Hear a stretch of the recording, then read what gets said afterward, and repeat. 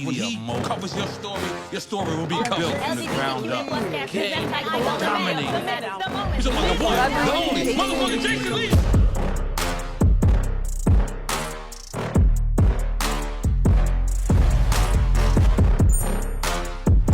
Welcome back to an all-new episode of the Jason Lee Show. My next guest is somebody who is a mogul in the industry. He's been around for a long time. Has created a lot of impact. Pardon me, I'm a tycoon. Go ahead. And one of the most viral interviewees you're ever going to find. I don't doubt that that's going to be our experience today. Please welcome Dame Dash. Okay, so you came in hot. I think you were playing like a lot of mariachi music or something while I was getting ready. A lot of your what? Mariachi music. You know how like the Latinos. I wasn't playing no mariachi music. What was that? And it wasn't none of this and none of that. What was it? It was rock and roll. Oh, I thought that was Bad Bunny. So do you wildin'. Don't ever say I was playing Bad Bunny out there. I was playing like old school shit like Jimi Hendrix. And you know the Cure and shit like that. Oh, I thought maybe it was Daddy Yankee. Nah, you bugging. Wait, so Daddy Yankee, let's just get right into the shit. Daddy Yankee was somebody you passed on. How did you do that, Dame? I didn't pass on Daddy Yankee. I thought that's what Noriega said. You're listening to Noriega? He was just here. Is his name Drink Champs? He's drunk a lot. He's run champs now. He's running. That's good. It's better for his health, and I'm glad he's doing that because he was drinking every day, and he was making other people drink every day, and it wasn't healthy.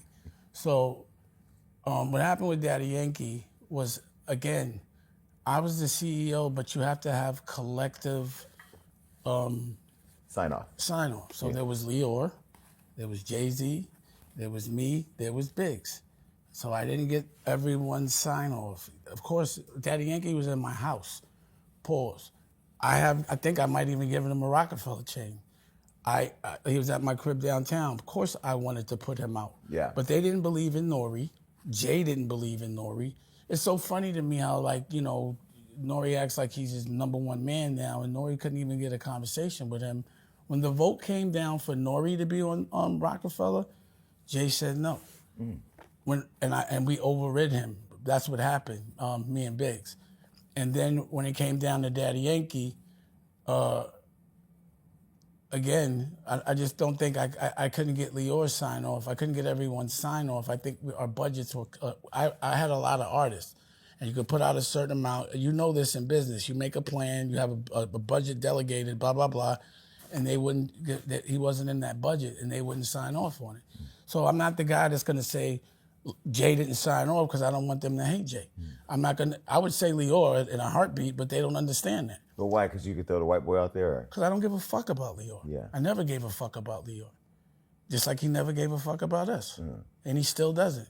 And now he's in control of the new form of control, which is like, you know, algorithm, YouTube, and behavior patterns. And now they got him doing that. When you say he never gave a fuck about us, Roc-A-Fella or black people? Black people. Okay. He's from Israel. Yeah. I've been in the hospital room when his fucking appendix bursted, and I walk in, I didn't know his mother's in the room, and she's like, who's this? And I'm like, yo, you better tell your mother something. He'd be like, oh, she just like that. And I'm like, that's how you was raised? R? With the Israel Jewish Who's this You feel what I'm saying? Because I don't think they like the way I was talking to him. By the way, what the fuck is that? What's that right there? It's bothering me.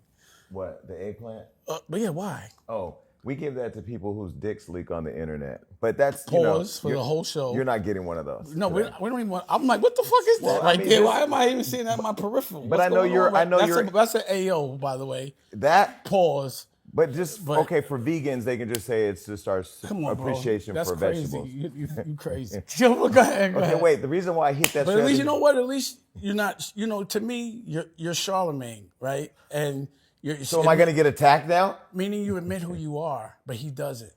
So this is how Charlamagne should do it. I'm gay. Charlamagne is not gay. He's definitely gay. He's not gay. You know he's By gay. the way, Allegedly, you know he's that gay. interview you got gaydar. You're never gonna tell me. You know. Wait, hold on. You're gay, right? Yes. If you ever kissed at a man and said he had a fatty, pause, and he comes back, would you think he was gay? If a man, be real. Wait, damn. If a man, if you kissed at me and I came back, pause. If I kissed a man, was if you kissed at my fatty, pause. As a matter of fact, I can't even say. Look, let's start over. If a dude that you thought was heterosexual, and you kissed at him and talked about his fatty, pause, and he came back, would you assume he was gay? I would assume that. Yes or no? I would assume he was curious about getting in. So you're saying that Charlamagne? Wait, did Charlamagne do that? I didn't see him do that. He said he did it. That's why I heard maybe it was joke. Charlamagne laughed. No, it wasn't. He joking. jokes. Okay. So that's not being real, and I thought you'd be the realist. No, I am real. Now, you're a gay guy. No, I am real. I laugh. You're gay. No, you can't tell me that you don't I be laugh like, with Charlamagne. Every time y'all do. You'll probably be whispering and cut all kind of stuff that you can't do with another heterosexual man because he's gay. Heterosexual men definitely whisper. Not to other men. When they're playing basketball, the NBA, I watch all the that's why I don't play basketball no more. I ain't doing all that. Okay, no D. Okay, so look, the reason why I bring up Daddy Yankee is obviously... I just told you. No. Here's why I'm asking. It's just that listen, you're a boss. Wait, here's what I'm asking. Because you are a boss, and I don't think that you get credit all the time. Bosses don't need credit. But we don't need credit because I don't need credit. You need to learn from it. But it does feel good sometimes to get credit. And you have to get credit for one of the founders. You would be one of the forefathers of Roc-A-Fella. Trust me, I get all my credit. You got the devil says one thing and an angel says another. The devil's louder. But when I walk through the world, I can see angels that give me my props all day long, and I see how I affect the universe. Who? Everybody. I walked in this room, ain't nobody told me I'm a bad boss or didn't give me my props. Everywhere I walk, I get my flowers. And everyone talks about me every day, which is my flower. Whether you say bad or good, you talk about me. That means I've disrupted the universe. But again, what's the opposite of good? Bad. Do you think when good walks in the room that bad is happy? So I always say this. Anyone that says a good dude is bad is actually evil. And the people that generally say bad things about me aren't known to be good people. Mm-hmm. Like, think about who I'm beefing with. Pause. They don't have a reputation for being good to other people. They just have a reputation for being tolerated because people are scared of them, and I'm just not. That's all. And they're a devil is always gonna pretend they're God. They're always gonna pretend right is wrong and wrong is right. They're always gonna pretend you're winning when you're really losing so they can control you. They're always good. Didn't Jesus get a thorn cross and get hung up on a cross? Right, but you're not Jesus, though. We all are God's children. We are. So made we in all his are. image. And I am. I'm not Jesus. I want to say it right, Yahshua, because that was the proper pronunciation of his name. Right. But if they just, God, again, when I read the Bible, it was symbolism to me. So we're all God's children. Yahshua was one of them. And what it means in the physical, that God's children will get crucified by people that are evil. Mm-hmm. So the people that put the thorn on his head, they were saying he was evil. They had to justify it, right? Mm-hmm. So people, human beings in the Bible crucified God's number one child, even though we're all God's children. So that would tell you that it means that even Yahshua coming as pure goodness, evil's going to try to make him look like the devil. You have to expect that. Mm. No matter what, I know that the narrative from the devil is going to be that I'm losing, but I'm always winning. Right. So I don't come into this interview or any interview with the narrative of, obviously I see you online, but I also see you. But I also see you as a businessman. You can only see me as a businessman. No, if you're a businessman, I can see you as a lot of other things. Well, let me ask you this. But wait, let me ask you a question, because straight out what I was trying to understand. This is what I'm trying to understand. My audience sees a lot of things. Daddy you see Yankee. a lot of things. The reason why I brought up Daddy Yankee straight at the gate is because you're a businessman. No, because Nori's talking business. He's gossiping. They say that's called gossip. Okay. And they were on a gossip show. So I get it. So I'm addressing Nori's gossip, but go ahead.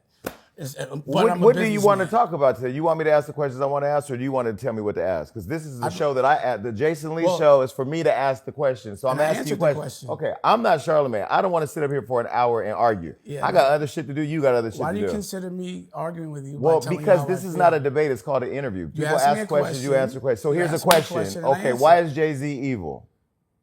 You said that. You did. You talked about the devil. You ain't talking about Daddy Yankee. Wait, time out. So I only know Jay-Z? Well, what I was asking about Daddy Yankee before you changed, you just said why is Jay-Z evil, and I didn't say Jay-Z was evil. So is the question? So why would you assume the questions I'm asking uncomfortable? Let me ask you: are the questions I'm asking uncomfortable? Not at all. So we can stop talking about Jay-Z. We could talk about Care Bears and Fruit Loops. What makes you feel comfortable? Like my answers. I want to ask you the questions that make you feel comfortable. You want to tell me how to answer? Nope. I'm going to ask you. Do you want to tell me how you want me to answer you? How do you co-create Roc Nation and lose it? First of all, I never co-created any Roc Nation, and I walked away from Roc-A-Fella because I no longer thought that they could have. Roc-A-Fella, that's right. Our moral fabric became different, and I had different aspirations of being a boss, not getting a check from people. Got it. So that was why I chose. I didn't lose anything. You got to get that So if you look at That's why I'm asking the question. See, now you're not, don't Charlamagne me. Well, I'm trying to get, this is why I'm trying to get the question. This is why I want to say this. I really do want to. So now you're turning the show. No, I really. And I know why, because he's gay too. No, See, no, I'm definitely gay. I have no problems admitting sucking dick. Half the people you work with won't answer that. No, don't do that. Me and Charlamagne would be golden girls. If he was gay, I would live in a house with Charlamagne. Stop acting like he's not. All right, Dame is a legend. That was just a warm-up. Hopefully everybody watching at home is ready for the full entree. Pause. All right, so Dame, the reason why I threw Daddy Yankee out there, not that I care, I don't be listening to that. I mean, he's an artist and an icon now in his own right, but the reason I asked is because I see you as, like, again, one of the 4 founders of Roc-A-Fella. I remember wearing Roc-A-Wear. I constructed Roc-A-Fella. I made Roc-A-Fella. I walked away from Roc-A-Fella. Got it. But that's the thing I don't understand. Why would I still want to be around a bunch of dudes that are dysfunctional and have high trauma, and I'm raising daughters? It just wasn't for my lifestyle anymore, and that's not what I wanted to do. What I did after Roc-A-Fella was start another $100 million company that you don't talk about, which is Rachel Roy. I made that from scratch. Now, what you got to remember is when I started Roc-A-Fella, I was a teenager. When I exited Roc-A-Fella, pause. Now, you're a businessman. How hard is it to scale a company? It's hard. How hard is it to grow a company without an injection of money?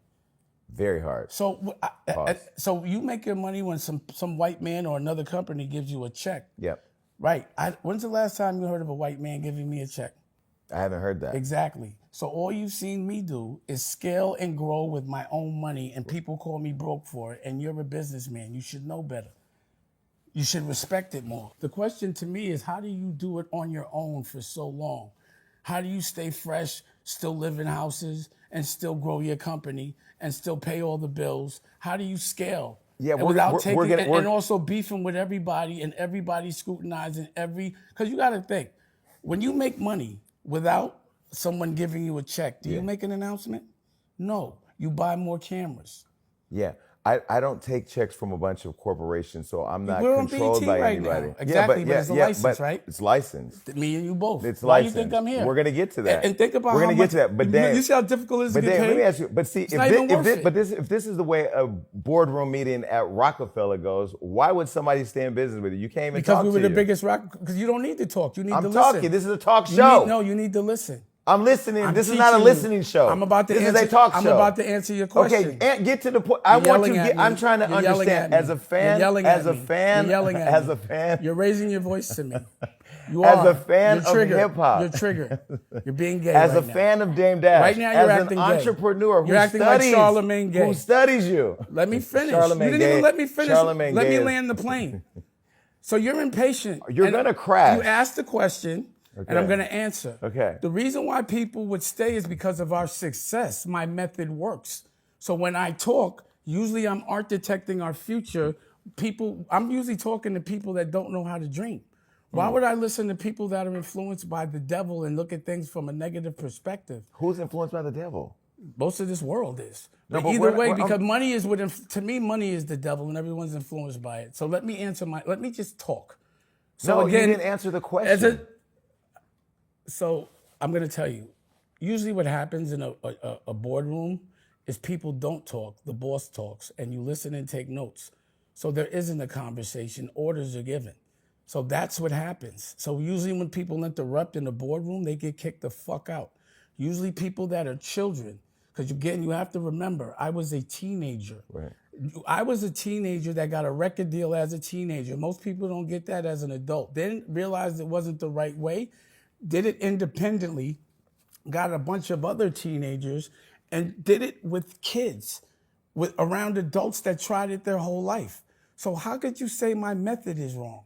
If I made history by the time I was 30, if I created a Jay-Z, a Kanye, and Roc-A-Fella still talked about today, how could you even ask that question of why would you sit in the room with greatness and listen, especially when they have... That wasn't the question, Dan. Oh, and I think you're not listening to the question. Yeah, because you're not listening to the question. You interrupted me. And I just think you're refusing to listen because you think that I'm going to gaslight you and fight with you. I don't think that at all. I'm not worried about you gaslighting me. You're gay. All right. So, okay, well, you could be gay. I don't know who's gay. You know I'm not. I don't know shit. Here's what I do know. You know Charlamagne is. Here's what I know is you were one of the pillars of building Roc-A-Fella. I'm done with Roc-A-Fella. That shit was old to me. Right. Why we don't talk about Rachel Lloyd on my television? I'm an entrepreneur. I'm just sick of talking about the past all day, just like Charlamagne. I'm an entrepreneur. You all want to talk about Jay-Z. Hold on. I'm an entrepreneur. No, I feel like Charlamagne told you what this. Oh, you talking to him? Get him to say this and say that. You had a little gay conversation. You accused Charlamagne of being on Jay-Z's payroll. I'm obviously not. See, well, you keep bringing up Jay-Z. No, but I'm obviously not. Why do you keep bringing up Jay-Z? Because I'm trying to get to the first question. But why do you keep bringing up Jay-Z? Here's the question. Stop bringing up Jay-Z, please. Okay, I won't say the name Jay-Z. Because I think Charlamagne told you to. Charlamagne doesn't run anything over here. Nobody does but me. Y'all wouldn't say it. So here's the question. Are you down with Black Effect? I'm not on Black Effect Network. Okay. I got my own thing popping over here. Were you ever down with Black Effect? I've not been on anything. But you guys are in the same industry and you got to look out for each other. We're all in the same industry. Y'all talk every day, probably. So my question for you is, whatever as an entrepreneur who's building his own businesses, how is it that when you build a business like that you don't... We sold it. I know they offered you the $1.5 million. They didn't offer me shit. We sold it. Jay did some bullshit. Didn't even want to talk about it. I'll tell you. So we sold that company. When you sell a company, you don't stay with the company. So I went and started another one. He wanted to stay. Okay. I did not. Okay. We sold it based on a multiple I created. Todd Moskowitz did the deal, a lawyer that ends up doing black music and signing. It's ridiculous what's going on. But either way, we sold the company. Why do we keep talking about a company I sold 20 years ago? And you're asking me, how did you lose it? And I sold it. That's the devil's narrative. Okay. God's narrative would be from a positive perspective. That was such a good deal that you did, and you exited at the right time, and you started new companies. Your perspective on it is the devil's. I rebuke the devil and any evil that comes with it. All I want you to do is project positivity. You ask me about something negative, you will get a negative answer because I'm defending my godliness from this devil worship. Worship God. Tell me something good. The reason why I asked the question is because I feel like... You said, how did you lose? I didn't lose a fucking thing. That is a narrative that's been created. Yeah, by the devil. By the devil. So who's the devil? By the devil. Tell me the God's narrative. So who's the devil that created that narrative? The industry. Everybody in the Epstein files. That's who. Okay. All right. Who else? Are you reading the paper? So are you doing research? Are you looking at what's going on in the world? Absolutely. So you see evil is actually running this world, correct? Yes or no? So why do you believe evil if you know evil runs the world? There's a lot of people running the world, man. What you talking about? Okay. So, I must have hit a sensitive subject. No, I'm sorry if inviting you here to hit a sensitive subject. This is what we came here for. I don't do gossip. You should know that I'm not going to come here and gossip. I've never had a contentious interview with somebody who doesn't want to answer a simple question. But I did answer it. Did not answer it the way you want to. Okay. That's so what's happening. So you answered it the godly way. Yes. So I'm not going to answer it the devil in the devil's God guided you out of Roc-A-Fella. Yes. So you can go create other businesses. And I did. Okay. And then somewhere in that, on your path to creating a legacy of freedom for yourself and your own stuff, right, the devil created this narrative about you that seems to have followed you, and even to today we're talking about it. In the devil's world, not in God's. Okay. In the God's world, I'm heavily celebrated. Okay. You're in the devil's world. You hang out with Charlamagne. Your industry is the devil's industry. So that's the reason why I exited. You're in the same industry, Dan. No, we're not in the same. I'm independent. What are you talking about? I'm independent. But me and you. I'm independent. I'm in a different world. Hollywood Unlocked was. But I'm in a different world. I'm beginning. listening to rock and roll. You're calling it Bad Bunny. You're in a different. You're in a whole different world. That was my segue into I make talking about movies. an I have artist that didn't television make networks. it. I don't do what you do. Okay, so you don't understand my language. Do? I make companies and sell them. That's what I do. Okay. Do you know what that is? You know what EBITDA is? You know what a multiple is? I know what revolt is too. What's you EBITDA? said you were going to buy that. Right, I was. And now, did you know? Allegedly. Allegedly, I did know you know? the top. Wait, time out. All the same people. Wait, hold on. So then you know that revolt broke covenants. Allegedly, didn't pay their loan. No one will buy them. They have no money to grow. That's why people get $3,000 an episode, and all their business model is YouTube. You know, linear doesn't make $1. You know that's a company that can't be bought. But they're going through an acquisition now. How long have they been trying to sell that company? But they're going through it. But see what the price was then and see what the price was now. Yeah. So that right now they're going through an acquisition to sell their debt. They broke covenants. They don't have a choice anymore. But you brought up Charlamagne a few times. Is it you guys fell out because of the revolt you remind me of him. conversation? That's why I brought it But up. is it because you fell out over that revolt conversation? Because you remind me of him. We didn't fall out over anything. What you mean fall out? We never had a relationship. Stop. Well, I mean, you kept calling him he gay in the always interview. talks about me because he's always talking about me and my family and saying things in the devil's tongue. This is the reason why you think that there's a bad narrative, because your best friend keeps whispering in your ear that there is. You can't villainize my friendships because you think I talk. Nobody controls me. What I said is that's what you listen to. Nobody controls me. I'm asking you simple questions. I'm trying to answer one, but you can't understand not, it. Okay. I'm speaking in boss. You're speaking in slave. I'm talking in general. You're talking in soldier. You pulled up to my ship, so if there's a slave, I did you. that. No. Nobody's a fucking slave. I was working with you Dave, because let's keep it 100. I did it because you're on Paramount. I get it. You've had Charlamagne in your mouth more than I have. You've had Charlamagne in your mouth more than any man he has. So if you're going to talk about gay, I never had no man in my mouth the way that you have today. He's acting. Got it. So now he's acting just like Charlamagne. I'm asking you a question. I'm not afraid to ask questions. I think you're afraid to answer them. I think you're afraid to answer them. I think I hit a sense of the subject. You just don't understand. I think I hit a sensitive subject. Because you don't understand my what I'm saying, because you speak in devil. No, because I'm speaking in I've angel. seen you talk to me You're this talking way. in devil. You're listening to devils. I listen to God. But you ain't talk to Jay-Z that way. Why would I want to? How you know that you got now you brought him up again? Because you don't.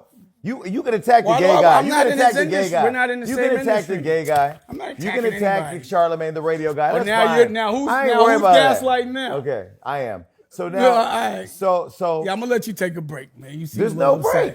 Yeah, it is. Go take a break. I'm not even mad. I promise you. I'm not mad either. Okay. But I do want you to understand that. I know. But the problem be that people just don't get my message until later. The reason why I want to do the interview is because I see all the viral clips, and I know you're more than that because I know what you've been able to build. What you have to remember is these viral clips are made by them. They do that.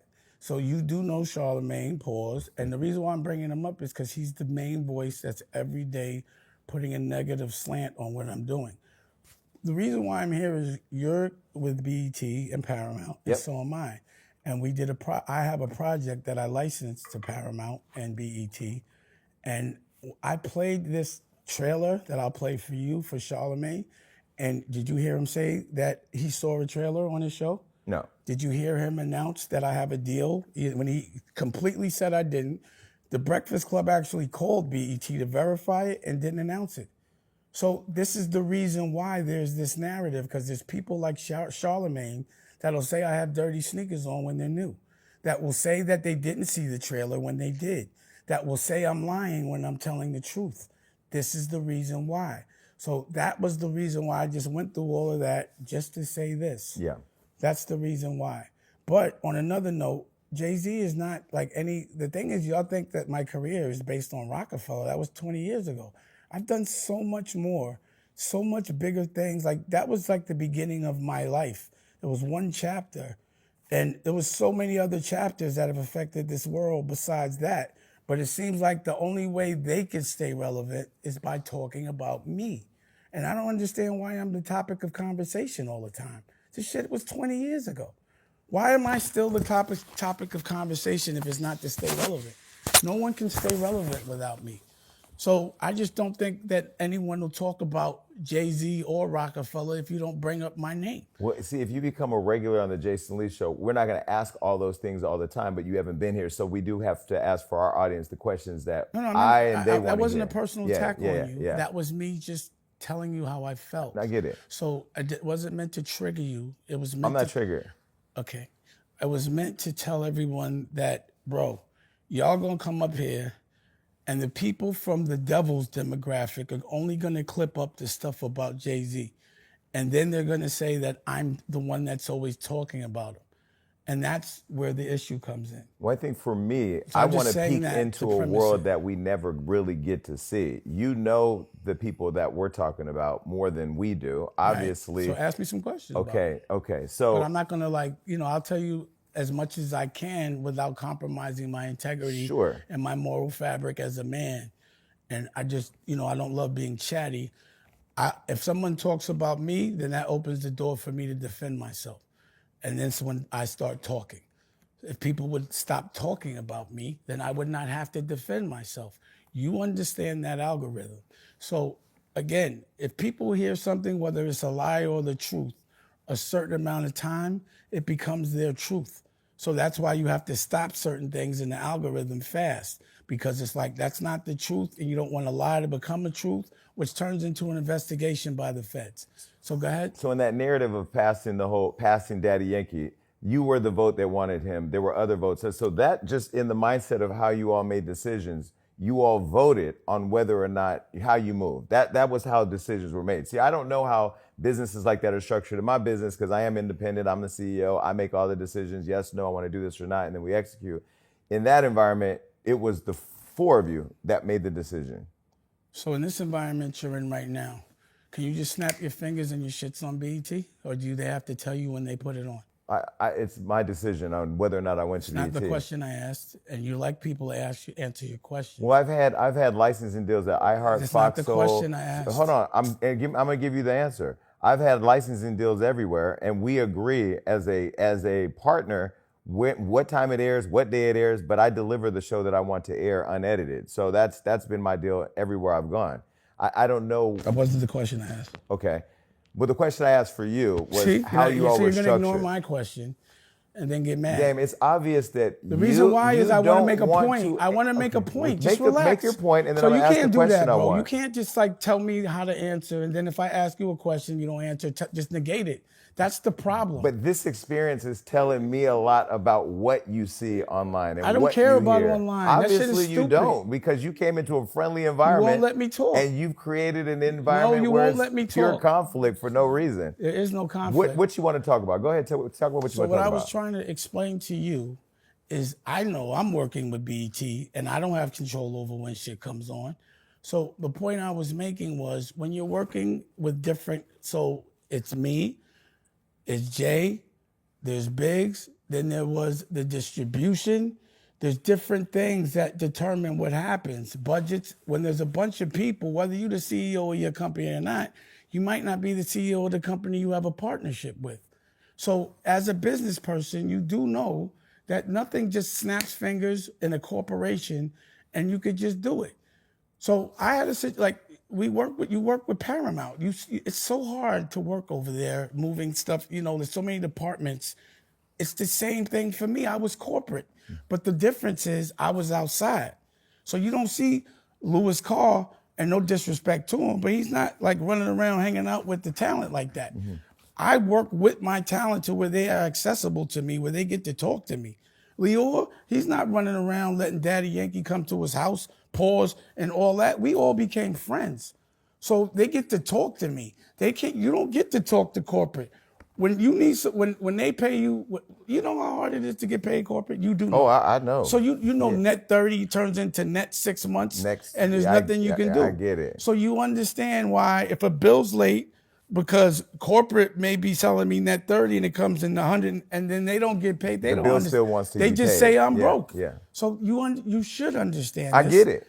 So that's why you shouldn't have bullied me a little and said that I was trying to be confrontational. Gaslighting. I was just trying to explain it to you, but you got mad. No, right? I get it. I didn't get mad. But you did. Because I look at you and Jay as outside. But I'm just addressing how you were. Okay. Look. So you saw how you just misinterpreted how I was trying to make a point. Okay. And before I finished, you said I was being I don't need to always be right. You're right. No, I don't need to be right. You're right. So then now you could take back everything you said I'm before. not going to do that. So moving on. So this is my point. This is the reason why I'm perceived a certain way, because people don't let me finish and they're offended before I land the plane. Go ahead. I'm not offended. I think you're. Now you're nervous about you. Go ahead, go to the next one. It's not. This is not Jason Lee. You're interviewing me, so don't. Let's not make it a therapy. You could come to my. Studio. I'm going to come over there, and I'll have you talk with my therapist, and we'll have that conversation. Mine is better than yours. All right. See. So look. So look. Wait. You're never going to win with a gay man. Because mine's not. You're never going to win with a gay man. That's how you know Charlamagne Your therapist is gay. Mine isn't. Mine is straight. Why would you have a fucking straight man as your therapist? That doesn't make sense. Y'all got more problems than we do. So you're trying to figure this out. I've already done that. See? Okay, so is Charlamagne. All right, Allegedly. The reason why that I think is amazing. Keep my name out your mouth, Charlamagne, and then I won't be on your head. Pause. That's all. Y'all just shut the fuck up. And now that I got my teeth, you really better shut the fuck up, because I can speak louder. Keep my name out your mouth, and I won't have to keep saying that you're fucking gay. Period. That goes for Fredo, Cameron, and whoever else keeps talking about me. Leave me the fuck alone. Keep God's name out your mouth, unless it's for good. Then you turn into devil. When you say bad things about God, you're the devil. And we're all God's children. Pow pow. Okay. Pow pow? Not pow pow. Oh, that's the gay version of pow pow. Pow. Now, my gun don't do that. Pause. You know what I'm saying? My gun don't go pow pow. Right? But I like the distinction between corporate and street, because you know what? As somebody who is street and independent and doing business with corporate, everything you just said is like, now I need to talk to my therapist, because it is frustrating. And you should get a gay therapist. No, I need a straight therapist. You need a gay. You're gay. Why wouldn't you want a gay therapist? Should I have a gay therapist? That makes no sense. This is why so many of y'all get drug out the closet, because y'all so concerned. Who's y'all? Hold up. Don't y'all drug out the closet. Talk about Charlamagne. Drag him out the closet. Dragged. Oh, I ran into Lil Nas X yesterday, by the way. That was ironic. Why would you tell me that? I could kill us. There's another gay guy I could think about. But why are you telling me? I don't know. Maybe you want to sign him. No, I don't sign anybody that's gay. Really? Yeah, then why would I sign a man? And now I own him? Nah, I do partnerships with them. You signed Licky Sticky and said she was the next Aaliyah. I didn't sign that was a waste of time. Stop it, see? Well, you your endorsed verbiage her. is wrong. You waste our time endorsing her. It's not signing. Well, why'd you endorse her? That was Can I answer the question? That was a violation of the culture. Let for me that talk. One. See, you won't let me talk, right? I'm gonna let you talk, but take Licky Sticky back, or Sticky Nicki. What the fuck's her name? What's her name? It's Nicki Licky. Nicki Licky gotta go quickie. Why? Cause she ain't Aaliyah. You spoke. Will you let me talk or no? Yes. So just don't talk for now. Just let me just say something, please. Go. So what I said was, she reminds me of a little white, a lesbian Aaliyah. I never compared her music to her music. And you don't know Aaliyah, I did. So if Aaliyah was white, she probably would be, because white people are a little darker. Aaliyah wasn't dark. Nicolette's a little dark. Aaliyah was not a lesbian. Nicolette is a lesbian. And then they have humor that are almost very similar. And then she has movements that I know that you don't, that remind me. I never said anything about music.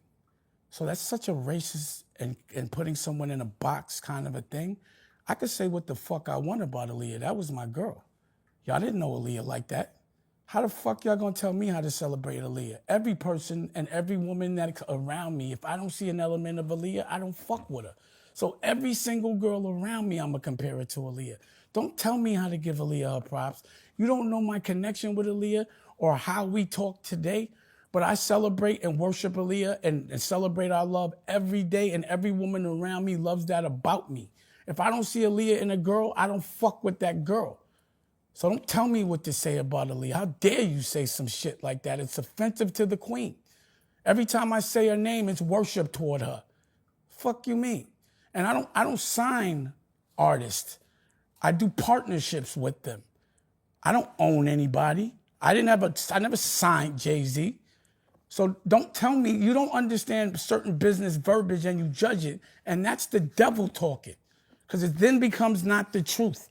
And it becomes other people's truth, and it's not real.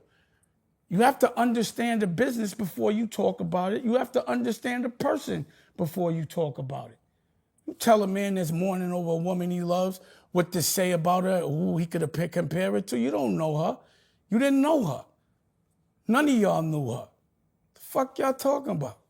So I didn't know her the way that you did. You didn't know her at all. But I met her a couple times. That means you met her. Hold on. You didn't know her. I met her a couple times. You didn't know her. But as a fan of Aaliyah. You didn't know her. Hold on. As a fan. You didn't know her. Right. This isn't a competition. You didn't know her. Oh, no, I didn't. But so I then know don't tell me what. Licky Then you is don't. not, and I didn't say she was. So stop saying it. Move on. But don't you think move referencing on? I already. Her, I don't just you told. think referencing Don't tell her me. in I that just way told you was how I felt about that. No. So you thought it wasn't? I think it's disrespectful for you to tell Aaliyah's man when she died how to fucking mourn her. That's disrespectful. Now go ask your heterosexual therapist, and he tell you something different, go get a gay one. I don't want a gay therapist. Doesn't make sense. It's not logical, bro. You're gay. Yeah, but why wouldn't you want to know things from either way? I'm not gay, so you do what you want to do. I know I wouldn't have a gay therapist because I'm heterosexual. Let me tell you, when I went into a jail in Chicago with Principal McGrone, and I went and looked at the jail and I saw there was white women giving black men therapy, I said, that doesn't work. How they don't speak the same language, their trauma's different. It means you just want them to look at those white women and they don't have sex and lust them. And those white women will be traumatized by men that are kids killing people. You need a black man to talk to these black kids. You need someone that maybe has gone through the same experiences to talk to someone so they listen to him. My father was a dope fiend. He became the supervisor of the methadone clinic. They had ex-dope fiends giving therapy to dope fiends. It's just a language you have to speak.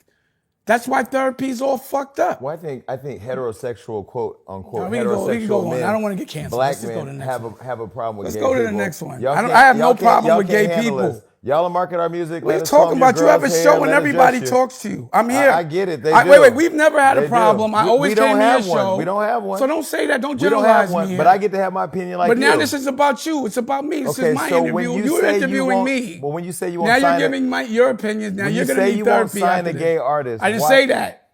See, you say I never said that. Did he say that? No, you're not listening. I never said I wouldn't sign a gay artist. I said I don't sign artists. We do partnerships. See, you don't understand business. Okay, you're but just I hearing. could have swore you. I didn't. Go revert back to your tape. Okay. I never said I don't sign a gay artist. So I never said that. So let me ask this question. Don't ever say I said that because I didn't say anything near that.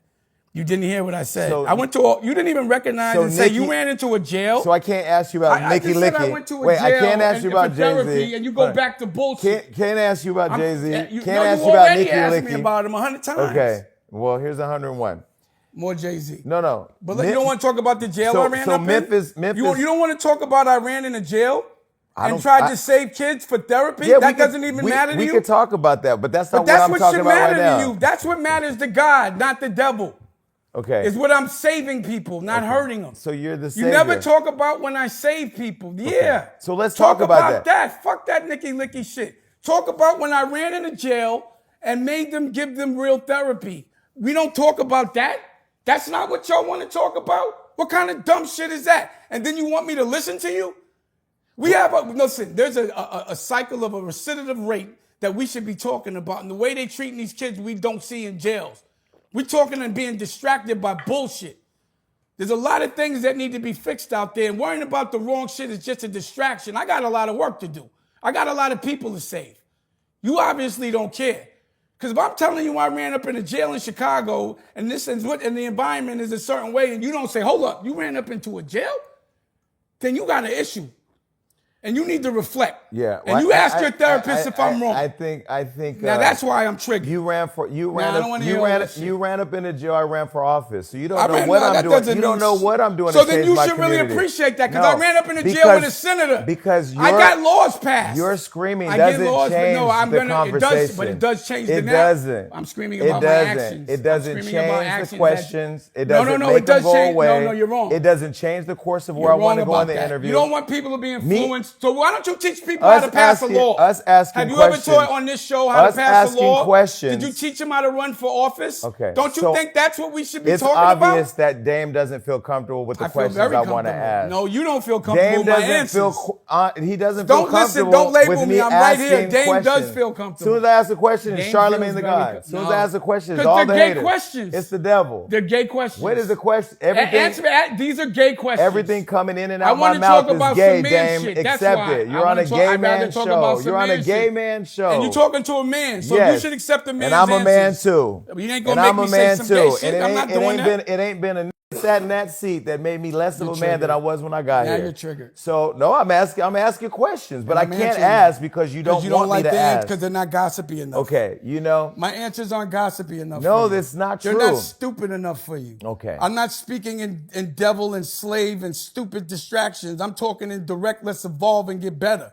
That's what I talk. But I came in wanting to ask, Why did Memphis And I Bleek? answered, I don't want to talk about Memphis Bleek. Because I like Memphis Bleek. He's a kid. Why are we still talking about Bleek? He's not a kid. He's a grown man. So you rather talk about Memphis Bleek than passing the law? No, I have a whole bunch of things I want to talk about, but I can't get to them. Let's gossip. Let's gossip. Okay, right. Well, part of why I'm here is to get to the gossip. tea. Right, tea. I don't do tea, man. You know I'm not the tea guy. I'm a tea machine.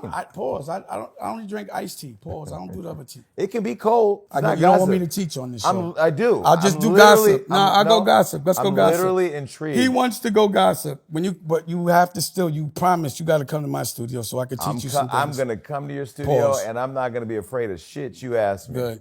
Okay. I'm going to teach you. I already know I'm about not going to that. ask you anything. Okay, and I'm going to learn. All right. So Memphis Bleek said you crossed the line. Who cares? That's never forgivable. What line and what forgivable to who? What are you talking about? Because I left the devil? Because I left the worshiping? I'm not doing it. That's it. I don't care. I really like Bleek, because he's the only one that'll actually have a conversation with me. And he's loyal to a default. But he is the guy over there that I respect the most because he's the one that, he won't even know what's going on. I wish I had a loyal guy like Bleek. I would trade Bleek for Cameron any day right now, for Fredo. I know that Bleek would never Fredo across he would never do that to Jay. And that's why I have such a love for Bleek. So despite any of his faults and him, he does what he has to do. So he says what he has to say. But what you got to understand is I did not want to be around them. I still don't. That is not a circle I want to be in. Imagine me, I never hung out with none of those guys. You saw who I was hanging out with. I was with models, and I'm not in that hemisphere. I'm not in the world that you think I am. I don't hang out in the world I hustle in. You understand what I'm saying? I'm not in this world. Wait, that's the bar right there. I don't hang out in the world I hustle in. Yeah. That's the bar. It's the truth. You see it. You talking about bad. I don't even know. I couldn't even tell you a Bad Bunny song. Well, that was a joke. I like Bad Bunny. He's dope. I don't listen to it. I'm more of a classic guy. I'm more of an artist. Right. So if you've been looking, you would be asking me about my art galleries I've been opening up all around the world that no one talks about, because that's not the devil's world. In God's world, in the heaven that I'm in, I've been open, and this is real. I've been opening up galleries all around the world. I've been making music and developing culture all around the world all this time in luxury. I haven't had to move when some white man tells me because they're paying me to do something. I know how to scale. I know how to sustain. I know how to grow a business. What it means is you're always going to be broke because every dollar goes into growth, period. So in this stupid ass world, y'all could call me being a businessman and changing the world and starting all these different verticals and teaching and passing laws and being a part of the OSG, which is hundreds of black principals all over the country, and making education and all the books that my girl Raquel made, and we go into all these schools and we teach them their cognitive skills. Like if you know anything, you know the biggest problem with us is our cognitive skills and our reading skills. If a kid doesn't know how to read by the time he's in the second grade, they build a jail cell. And then when they go to jail, they give them all these drugs. There's so many issues that I'm dealing with that I don't have time for this shit. Mm-hmm. And if you ran for office, you know what it is to pass a law, then you should teach it. Because no one taught you how to run for office, and that's an issue. You know what else is an issue? If you're paying attention, that most of the school books that we were educated were made by Mossad. Did you know that? No. That's the thing that you need to know. Who is that for people that don't know? Ghislaine Maxwell's father, remember the one with SB, the father, is a Mossad agent, and his job was to make school books for American children. So we were educated by, you understand? Do the research. I just think we're too distracted with bullshit. And we need to know the fight and our problems so we can fix them. Why are we so worried about bullshit? Because we can't read. And why? Because we're teaching the old curriculum that Thomas Jefferson implemented for black people to learn how to listen to white people. And we still have the same curriculum now. So we need to know our issues. And regardless to how we feel, unless you get a law passed, it doesn't matter. Did they teach us how to pass laws? No. Why? So I've spent a lot of time with principals, with politicians, congressmen, senators, running up in jails. No press for that. They don't want to ever see me do God's work. But we don't talk about God's work. We talk about the devil's work from 20 years ago when I was a kid. Why don't we talk about what I've done as an adult and how much I pushed the needle and action, not words? That's what I don't understand. That's why the narrative is fucked up. Y'all never talk about God. You only talk about the devil. Well, that's not true. Anything you're talking about is devil's work. That's not true. What is it tell me something good you just talked about. This is not, Name one positive thing. This is not the Today Show. And if you want to go to the Today Show, you go talking about that. This is the Jason Lee Show. I'm only here to promote OG stories. Well, that's what I was saying. Yeah, but we're going to talk about that. That's a part of it. But if they told you we were here to just talk about... They should have told you, yo, Dame's coming. You know we ain't going to want to talk no gossip. Yeah, they can say whatever they want. I'm sorry, next question. Okay. I'll do you talked about question. Another company. Next question. You talked about another company and brand you built, Rachel Roy. Yeah. Okay, talk about that. What was the transition out of your first endeavor to build? And I appreciate that question. So what happened with Rockwear was I was trying to make Rockwear because I knew it wasn't sustainable, an umbrella company, right? Like LVMH. Mm-hmm. And I wanted to get market share of different kinds of companies. So I was also making, Rockwear Junior's clothes, but I'm hanging out with, Naomi Campbell and Giselle and Victoria Beckham. So I wanted to have a line that I could at least give them clothes. So I had Rachel develop the line. I made her an intern. So she could learn the business. And then I had her run Juniors.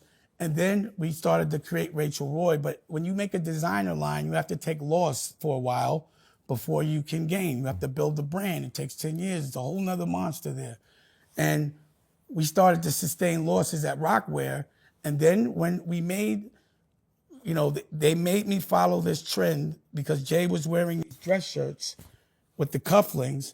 And they made me, and I was like, they just overrode me. There was a vote. And they made all these dress shirts. And the next year it was out of style. So we ended up with a lot of inventory and we didn't make as much money. So then and all of this is going on. I hope people are following me. I was trying to sell the company. So Tommy Hilfiger was going to buy the company. I was going to make $40 million. And the day before we signed the papers, Jay makes an announcement that he's no longer a part of Rockwear and that he's only doing Sean Carter. So they walked away from the deal. That cost $800,000 in due diligence. Because when someone wants to buy a company, lawyers have to go through shit. So we lose there. Every time you put your company on the market to sell and it doesn't buy, the evaluation goes down. So he kept fucking off. And I got subject to these shirts. And I'm like, I'm out of here. I'm selling my interest. And when I sold my interest, I took Rachel Roy. So whatever losses were there, it was like $4 or $5 million. I took that. I took state property. There was no losses there. We were doing $20 million and all that shit. And then I went and took the money that I made from Rockwear and invested it into Rachel Roy. And then I had to get my own offices. I took the penthouse, the Tommy Hilfiger's old penthouse. I built an atelier. Then Andre Leontali became my godfather, and the world changed. And I didn't even hear about hip hop no more.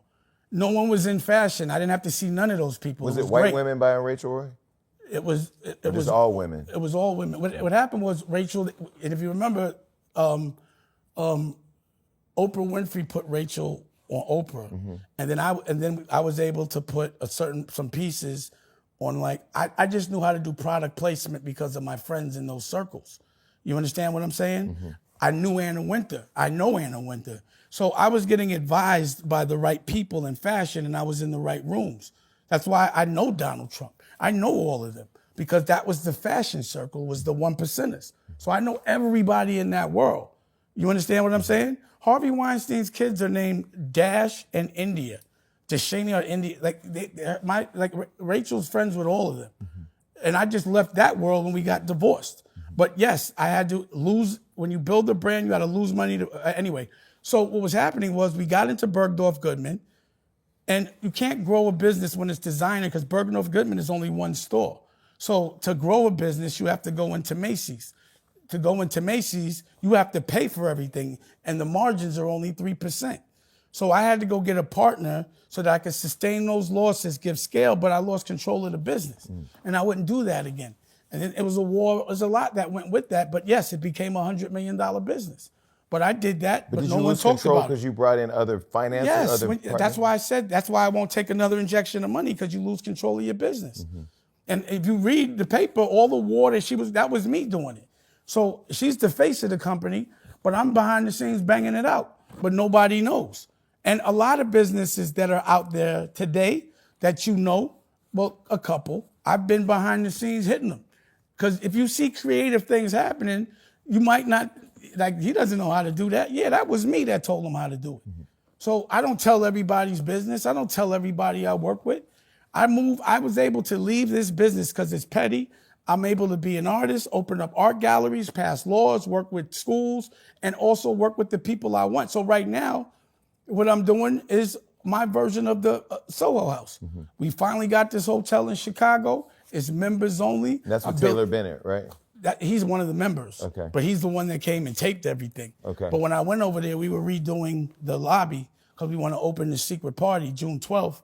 It's not secret anymore. But, and I was bringing everybody there that was going to be a member so I could design their room, because every member gets to choose a room and they could design it, and I could just get what I need, because I'm going to have like a TV station, or rather a television, like a setup like this, a radio station set up, a lounge, there'll be an art gallery, there'll be all the things you need, a lot of other shit, and people could just use it. And when I do business with people, all my departments are there. It's just collective economics, but I only want to work with a certain amount of people, and it's important because I'm going to teach you right now, and I'm telling everybody, being an entrepreneur is all bullshit. You never get the rest because you always want to grow. So all of us, John Monopoly, Kanye, all of us, we're all working just as hard as we were when we didn't have it. We've hit the top, but we're still trying to grow. So we're always hustling. The bottom line is, what you're doing right now, I would advise you to buy a condo and let this one company own the condo and another company be the Jason Lee show, which will rent. And the evaluation in the business will be the condo, because you'll be able to pay enough just to pay the mortgage. And then the valuation of the bricks go up. It's just about owning the offices that you're in. The businesses don't have to grow. All you want to do is pay the expenses for the building. That's it. Everything else is bullshit. It's just a carrot being dangled in front, and you're always running because you always pause. Every dollar has to go to growth.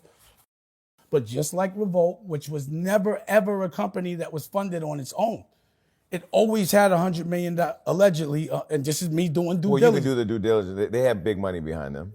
They had a loan, and then they had the conversation is getting serious when you say HBC was the loan. There's a couple of investors, and I ain't gonna, again, it's all public now. Yeah. But those investors they could be on that list. You understand what I'm saying?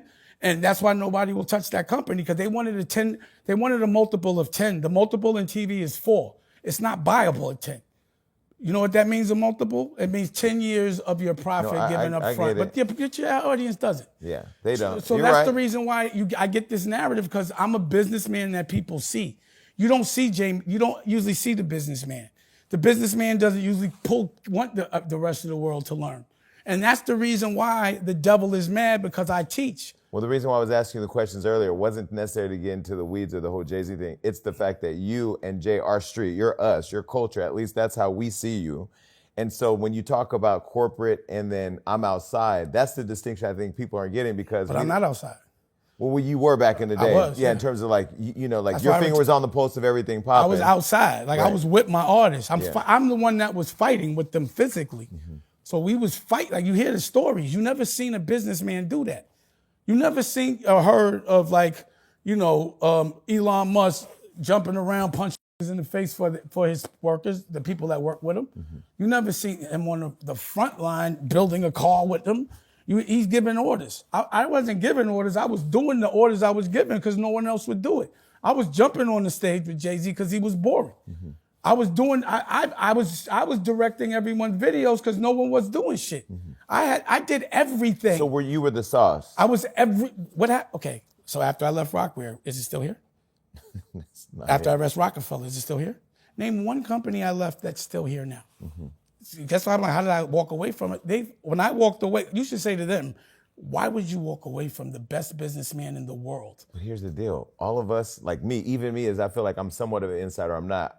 That's a wall we can't penetrate. Pause. Because no one will listen. No, but I mean, I'm listening. Listen, everything I'm saying to you, I've said for years. Just like when I've been telling people to be independent, right or wrong. Yeah. But now they're just listening. I've been to everything that's happening. Like, you got to remember something. I walked away 25 years ago. So now you can't say, if you thought they was on the wrong side of God, why was you still getting money with them? You can't say that with me. I walked the fuck away. I didn't get pushed away. I walked away. I ran away. I wanted no parts of any of that, and I still don't. But when people see the current success of it, and they don't wonder why. What current success? I don't see any success. I see everybody under fire right now. Well, so if you look at Nation's successful. If I'm looking at the algorithm right now, it doesn't look so good, and you know this. No. So Tasha K is on their head every day, and she seems to be saying what they think the truth is. It's not looking like it's. I'm not seeing anything that I'd want to be a part of right now. Are you? Would you want to be a part of any of the things that are being said? I like doing my own thing. I didn't ask you that. I'm just asking you, as a human being, if you had to be tied to something, would you want to be tied to something that has so many maybes and gray areas? Where they're saying this, that, the third, and so many people have, it's just... Well, the one gray area that I see... I don't want to talk about them. The one gray area I see popping up is the Desiree stuff. I don't understand the Desiree stuff. Listen, if she's with the police, you think I want beef with them? No. So let's go on.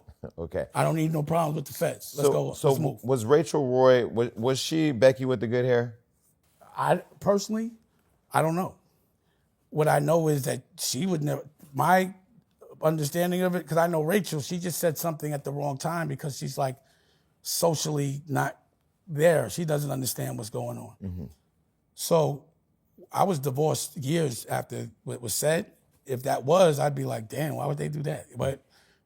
But I can't, she told me no, like that's bullshit. I think what happened was that she was a trigger because like she was still in the same circle and he was coming around and they might have felt disrespectful.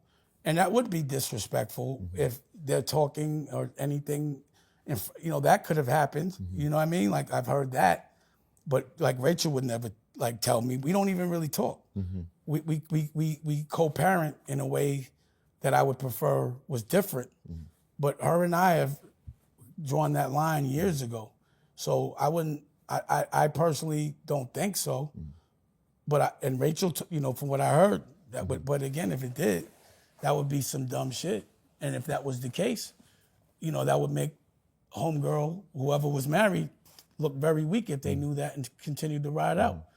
But I don't think so. But I if it did, it would be like, damn, this want everything I got or had. But I never want to bone nothing that my homeboys had. I never want to do that. You know why people do love and hate you? That's disgusting. The way people love and hate Dame Dash is you say what the fuck you want to say and you just own everything. Like I value like being blunt, being fearless, being all those things. Cause I recently found myself in the mix where I just made a joke where I said something like, if somebody kills me, Jay-Z did. I just said it's a joke. I'm not in this ecosystem of being controlled by corporates and this and this. I'm a fan with the platform. I'm a fan of yours. I'm a fan of his.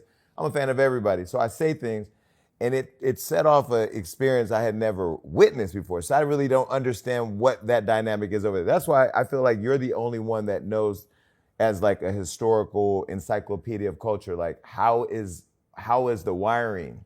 The Leo Cohen thing I think you said a minute ago was powerful because people don't understand the algorithms and how you control what people see, say, know, hear. Like it's an interesting beast that people don't see behind the veil, I guess was my point. Well, people don't understand data and the importance of it.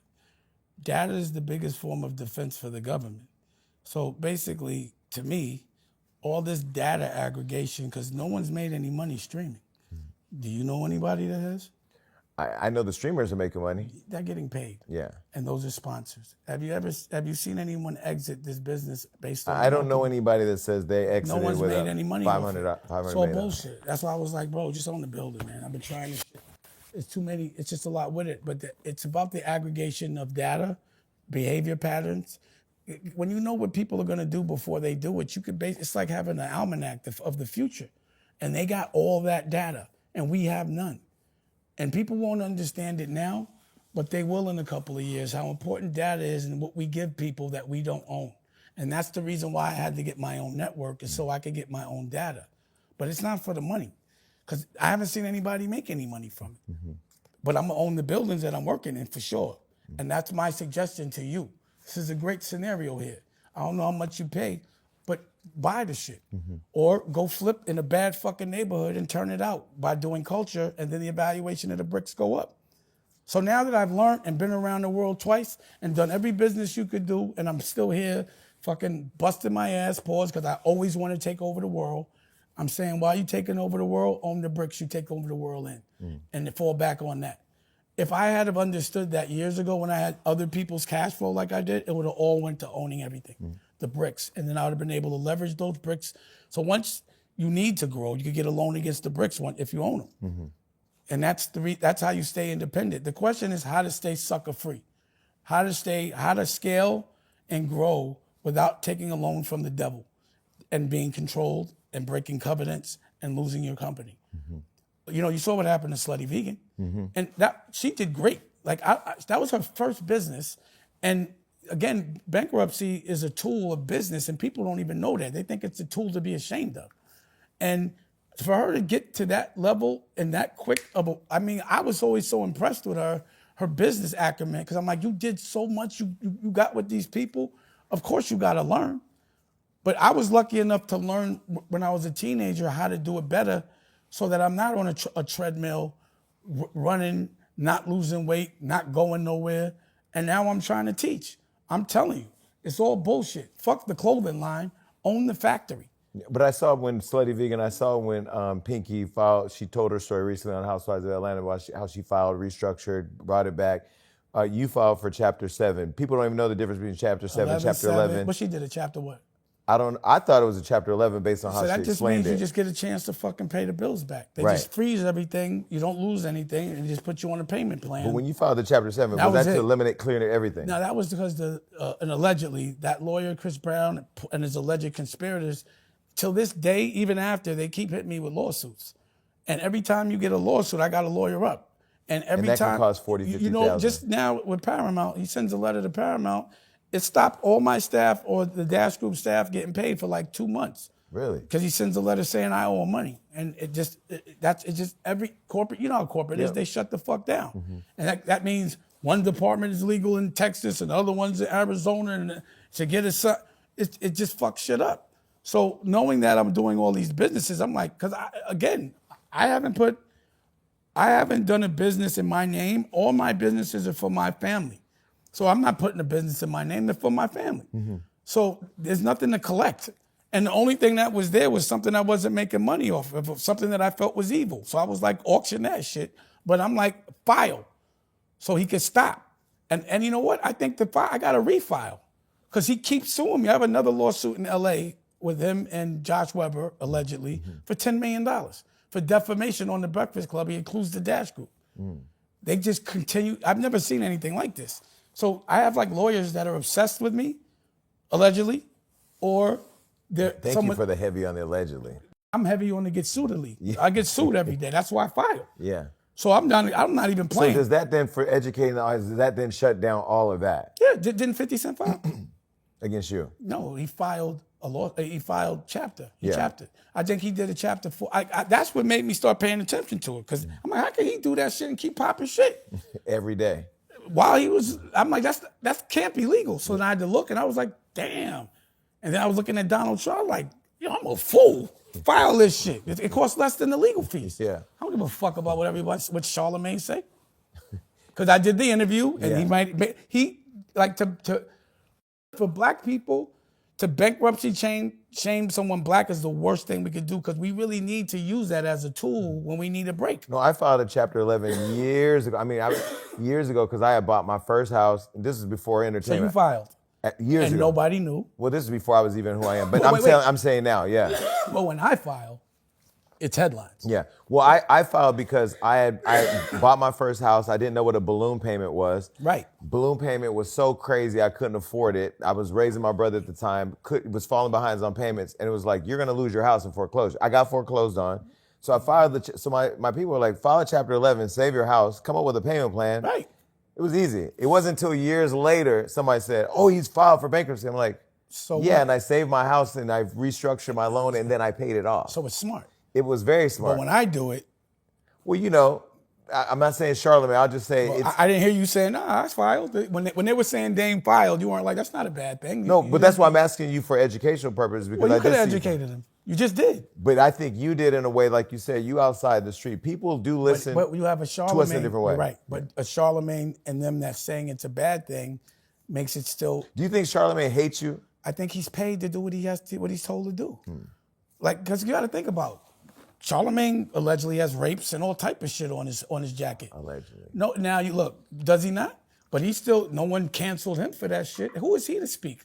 He has so many vices and faults that people I just don't understand.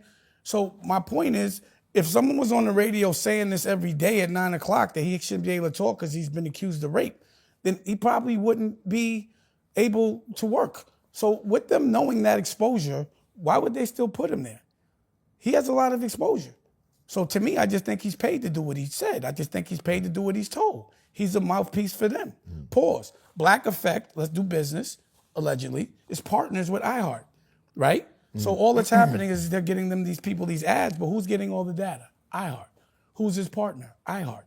So basically, he's the face to go get black people's data for iHeart. But in our He's the face. But in our situation, where He's we're the- both now partners to Paramount. No, we're not partners. We license stuff. But We license. Meaning, when I say partners, meaning We we license. do get a check from them. No, they're not controlling us, but we have a check. We have a relationship with them. So there's a partnership. In that vertical, I licensed it to him. So when I do clothes and I license my clothes, that's a license. I still Right. control. Mine is a domestic license. So you're saying the difference between Charlamagne and iHeart is he has no control. Owned. He has a salary. And then, of course, like some deal with Netflix pause. To me, I'm just going by what Tasha K said. That was all bullshit. It was all a front. I mean, Tasha K. What I'm saying is, she's not CNN. what I'm saying, we're talking about this. Jason Lee isn't CNN. Your demographic, We're closer than Tasha your K. demographic is all in this. The people saying this shit in this world is what I'm talking about. So in this world, the people speaking are actually saying certain things that I'm saying. So it is being distributed. It's just certain people are acknowledging it. Right. So again, you asked me about Roc Nation. You could say something about Homegirl. I'm just saying, look what Tasha K's saying. Look what Jaguar White's saying. That's all I'm hearing. But here's the reason why I asked the question. So I'm not is 'cause saying of it's true. Yeah. I'm just saying that's the perception out there. But I'm asking you. So you're talking about perception. So Yeah. I'm talking about perception. But I'm asking, like, as a seasoned entrepreneur, so when you look at like a Roc-A-Fella that does partner with a Live Nation, so you're scaling because I you're don't know able what to. that deal no, is. no, I'm not asking for the deal. What I'm trying to say is, for us as young or black It people in depends general, on who owns it. us as black people, as we're growing, as you know, OPP, other people's money, OPM, It doesn't work other for me. people's money. Is there a degree of accepting other people's money as long as you keep control that you're able to use it to It's scale? the relationship. It's who you're in business with.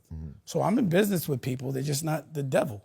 So I'm not getting into business with people that actually want to promote that they gave me money. Because that's what happens. Why do you think there's an announcement when some other culture gives us money? So it makes us look like we're dependent on them. Right.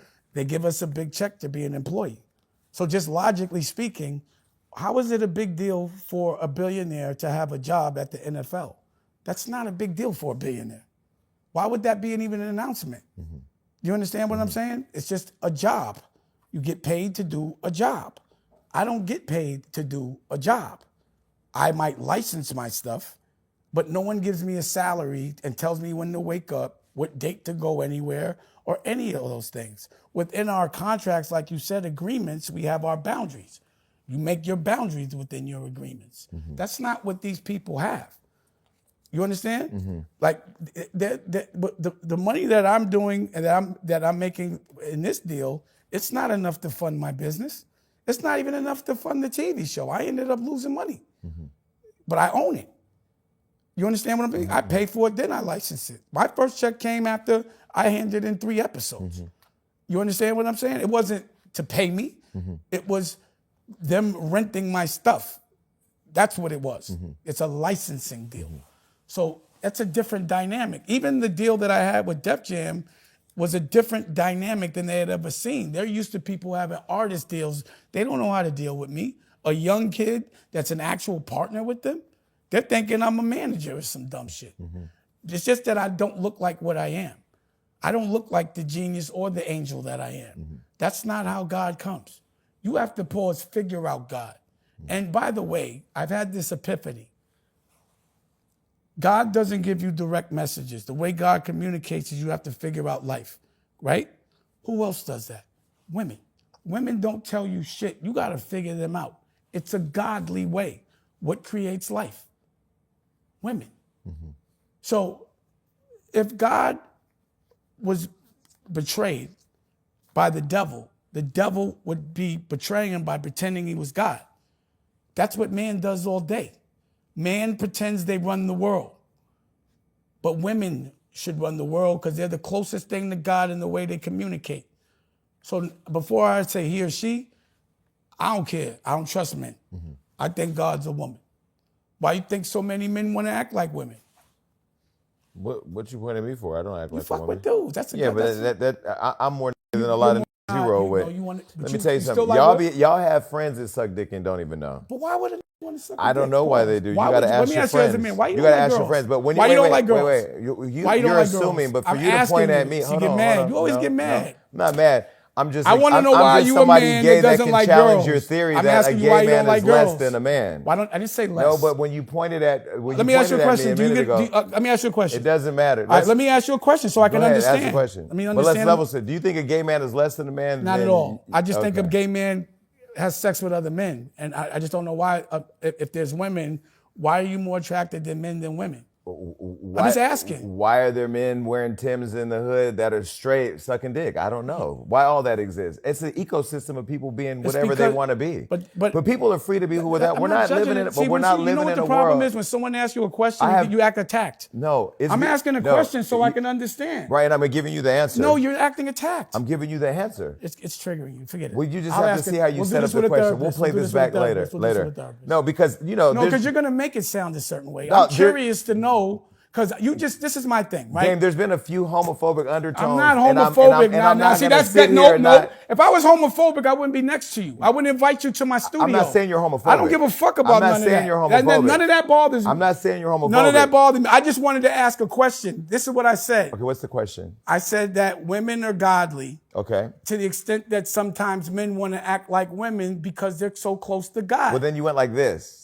And you were, to me, act a little like a girl. Okay, but you're... You act like a girl. You have a fucking a statue dick right there. Pause. Right. That's girl shit. But some people, you can't do that. You can't put a fucking eggplant right there and not tell people to be like, yo, you're fucking with people. Some men would say you're emotional like a woman. No. Yeah, I would think so. How would you know? I mean, there's been women only here gay who are people less.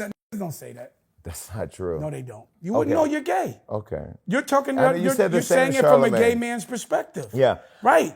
There's you're something a little more emotional than the average man. There's something triggering. Wait a second. I'm not triggered at all. There's something triggering about men who confront your theories. They become gay or feminine or less. No, it's not true at all. Okay. That's called gay green lighting. That's pink lighting. You're pink lighting. Don't pink light me. Why do you hate Cameron so much? What's going on with that? Because he betrayed me. He did? Yeah. Betrayal. He's not loyal. You know, he went and he talked about my children. Like, you know, I never ever thought he would be that guy, but I actually saw the signs. And then when I reflected things that I let slide, I shouldn't have. But you know, Fredo, I don't like the fact that he has cheap teeth and they're so big. Pause. And I hate his suits. He dresses like old school Steve Harvey. And I hate the fact that he's now... Steve Harvey kid is stray. No, he doesn't. No, old school. He has a better style. You know what them suits I know what he you're used talking to about. wear. I know back in the day. The back in the day Harvey. King of comedy, Steve. And I just didn't see that for him to be a gossip guy, talking about me all day, and having those big ass cheap teeth. You know, pause. And he just continues to talk about me, but he's one of my bigger disappointments. Looking at him doing wrestling and getting slung around and then having all these opinions on sweaty men. It's just not what I saw. For Cam was cooler than that. He's Fredo now. I just wish I knew that's who he was all this time. Well, it's kind of crazy because didn't you kind of put Dipset on? I did. Right. So that's the betrayal that I put you on. It's not only that. I mean, I grew up with Cam. Like he said things about, he fucked up my kids, man. And I saved them. Every time somebody bothered him that I knew about, I saved them. So I don't know how he could do that, but I just think probably somebody got pictures of him and they might be making him do shit allegedly, or I don't know what happened. Pictures of what, Dame? I just think, well, if you look at the news, a lot of what's happening is people are getting blackmailed by getting caught doing things based on their vices, and then at that point they have to do what they're told. Are you not paying attention to the world? Well, I'm paying attention to. So then don't act like you don't know. It's just a waste of time. Yeah. It's not conspiracy. It's in the files. Did Puff not get caught with a fucking house with a bunch of cameras in it? Yes or no? Did Epstein have a house with a bunch of cameras in it? That's logical. So that means that's the game they play. I'm like, oh, they do the house, but I just don't have those vices. I don't hide who I am. So there's no vices for me to hide or get caught or get tempted with. Right. I'm one with God. The devil can only get in your heart if you have evil in it. But if you got pure heart, you can sit with every kind of devil. They can't do nothing. So the $300 million, that's what $300 million that you filed against Cam? Oh, that was a demand letter. But then during the bankruptcies, I can't even sue nobody, so I gotta wait. But he keeps talking about me, and they keep saying I'm lying. How I'm supposed to do business, and they keep saying I'm lying, and it's not the truth. Mm-hmm. And they keep conspiring to fuck with me. Mm-hmm. So look everybody gets sued over everything. These niggas say they talk about me all the time. I'm a dude that really doesn't want to walk into a courtroom. I don't want to see a CO or have to ask or get online or any of those things. I hate walking through the airport. It's too much. It's so humbling going to court. Mm-hmm. I hate going to court. But I love it because I can get right in front of it. I love depositions. I don't have to go to court for that, and I can show up. I need to see your depositions. You ever saw it? Google it. Are they online? What? You didn't see the one where I'm like with Chris Brown? Google it. And that's when wait till I make this fucking doc. And then they're trying to make a doc about me. This shit is hilarious. Well, you can make your own documentary. I have my own network. Right, but why don't you make your own documentary so you can, okay. It's being made. My book's being written now, and I'm doing the doc. I'm doing it. Okay. I decided to do it from my own studio that I own. How do we create a network where like you, 50, the Jays of the world, all of you cultural icons who know business, who can take the younger group like us who are like trying to shepherd into the industry and get it right? How do we build a coalition where we can all come together and figure out how to control the culture? Let me ask you this. If 50 is funded by white people, do you think he'd be allowed to do that? I'm not at that level yet, to be honest with you. I'm going to tell you no. Okay. So the ones that are funded by them can't be a part of that coalition because their job is to stop us. That's why they get so much money. So it would have to be the independent, like-minded people that would do that. So I tried to do this before, right? So, I used to hang out with Giuseppe Cipriani, right? You know what that is? You ever go to Cipriani's? Yeah. Giuseppe owns it. That's my man. Okay. So he opened it, and like the one in Wall Street is right next to all the bankers and all that, right? So in his club upstairs in Soho, that's where all the bankers used to be. And they used to loan them money, I would think, so they could be in the club. And we were in there talking. I was like, yo, I was cool with Shaquem, with Latifah. Mm-hmm. He was cool with Will Smith, JD, JR, whoever was fucking with his shit. And a woman I had met, I'm cool with Jamie Foxx. Mm-hmm. And so it was Latifah, Jamie Foxx, Will Smith, and me. I'm thinking of anybody else. So I told him, what if I could get all of them and I get a loan to make a movie, $25 million each, they'll all star in their own movie, and then we'll all star in one together. So when you finance, it's usually someone that has the equity and someone that does the loans, like that. Mm-hmm. But the guy that does the equity, who puts the money up, was like, is Harvey Weinstein down? And again, we always used to be in the same club. I was like, hell no. He was like, fuck yeah, I'm in. So I went to LA, we had the meeting, and this is when, what was that movie that Will Smith did when he was like living on the train, Pursuit of Happiness maybe? Pursuit of Happiness. So he was touring it in Europe. So they called in, all the managers, and I told them to play, and they were like, all right, we with it. Hung up the phone, and I remember Jamie Foxx's girl, I forgot her name, I love her, I don't know what she's doing. And she was like, yo, Dame, we've been trying to do this for a while, but if you could do it, we down. But JR's gonna fuck it up, right? And I went back, got the LOIs, everybody signed it, and when in that world, and unless you bring them exactly what you say, they're not fucking with you, and then they don't fuck with you no more. So you got to do what you say. So JR and them, I can't find them, and Shaquem had brought him. So I'm like, Shaquem, where the fuck is whoever this dude? I think it's JR, right? Is his name? I don't know. But anyway, months later, I mean, it fucked me up. They laughing at me at Cipriani's, like, we knew you couldn't do it. Don't even come at us no more. And then they say that Jay calls and says, oh, we decided to go with a fund. And this was a loan. Mm-hmm. We just had to pay it back. And they said if we did that, they were going to give us $1 billion. Mm-hmm. So I tried. Mm-hmm. I tried. Why is it so hard for us to work together? It's because one of us is always a spy for them. One of us is always getting paid by them to hold us down. Mm-hmm. And that sounds logical. That sounds like history repeating itself. It's always a Judas. Mm. It's always one of them that's so selfish that wants to be cooned out and look good to sacrifice for everyone else. Didn't you read the Bible, the Last Supper? One of his disciples flipped on him. He was at the table. Mm-hmm. It's always someone that's at the table with you, usually the one closest to you, because he's the one that admires you the most. He's the one that wants to be you. And that's a man's nature, to want to be the boss and to want to be, that's why I surround myself with women. I don't trust dudes.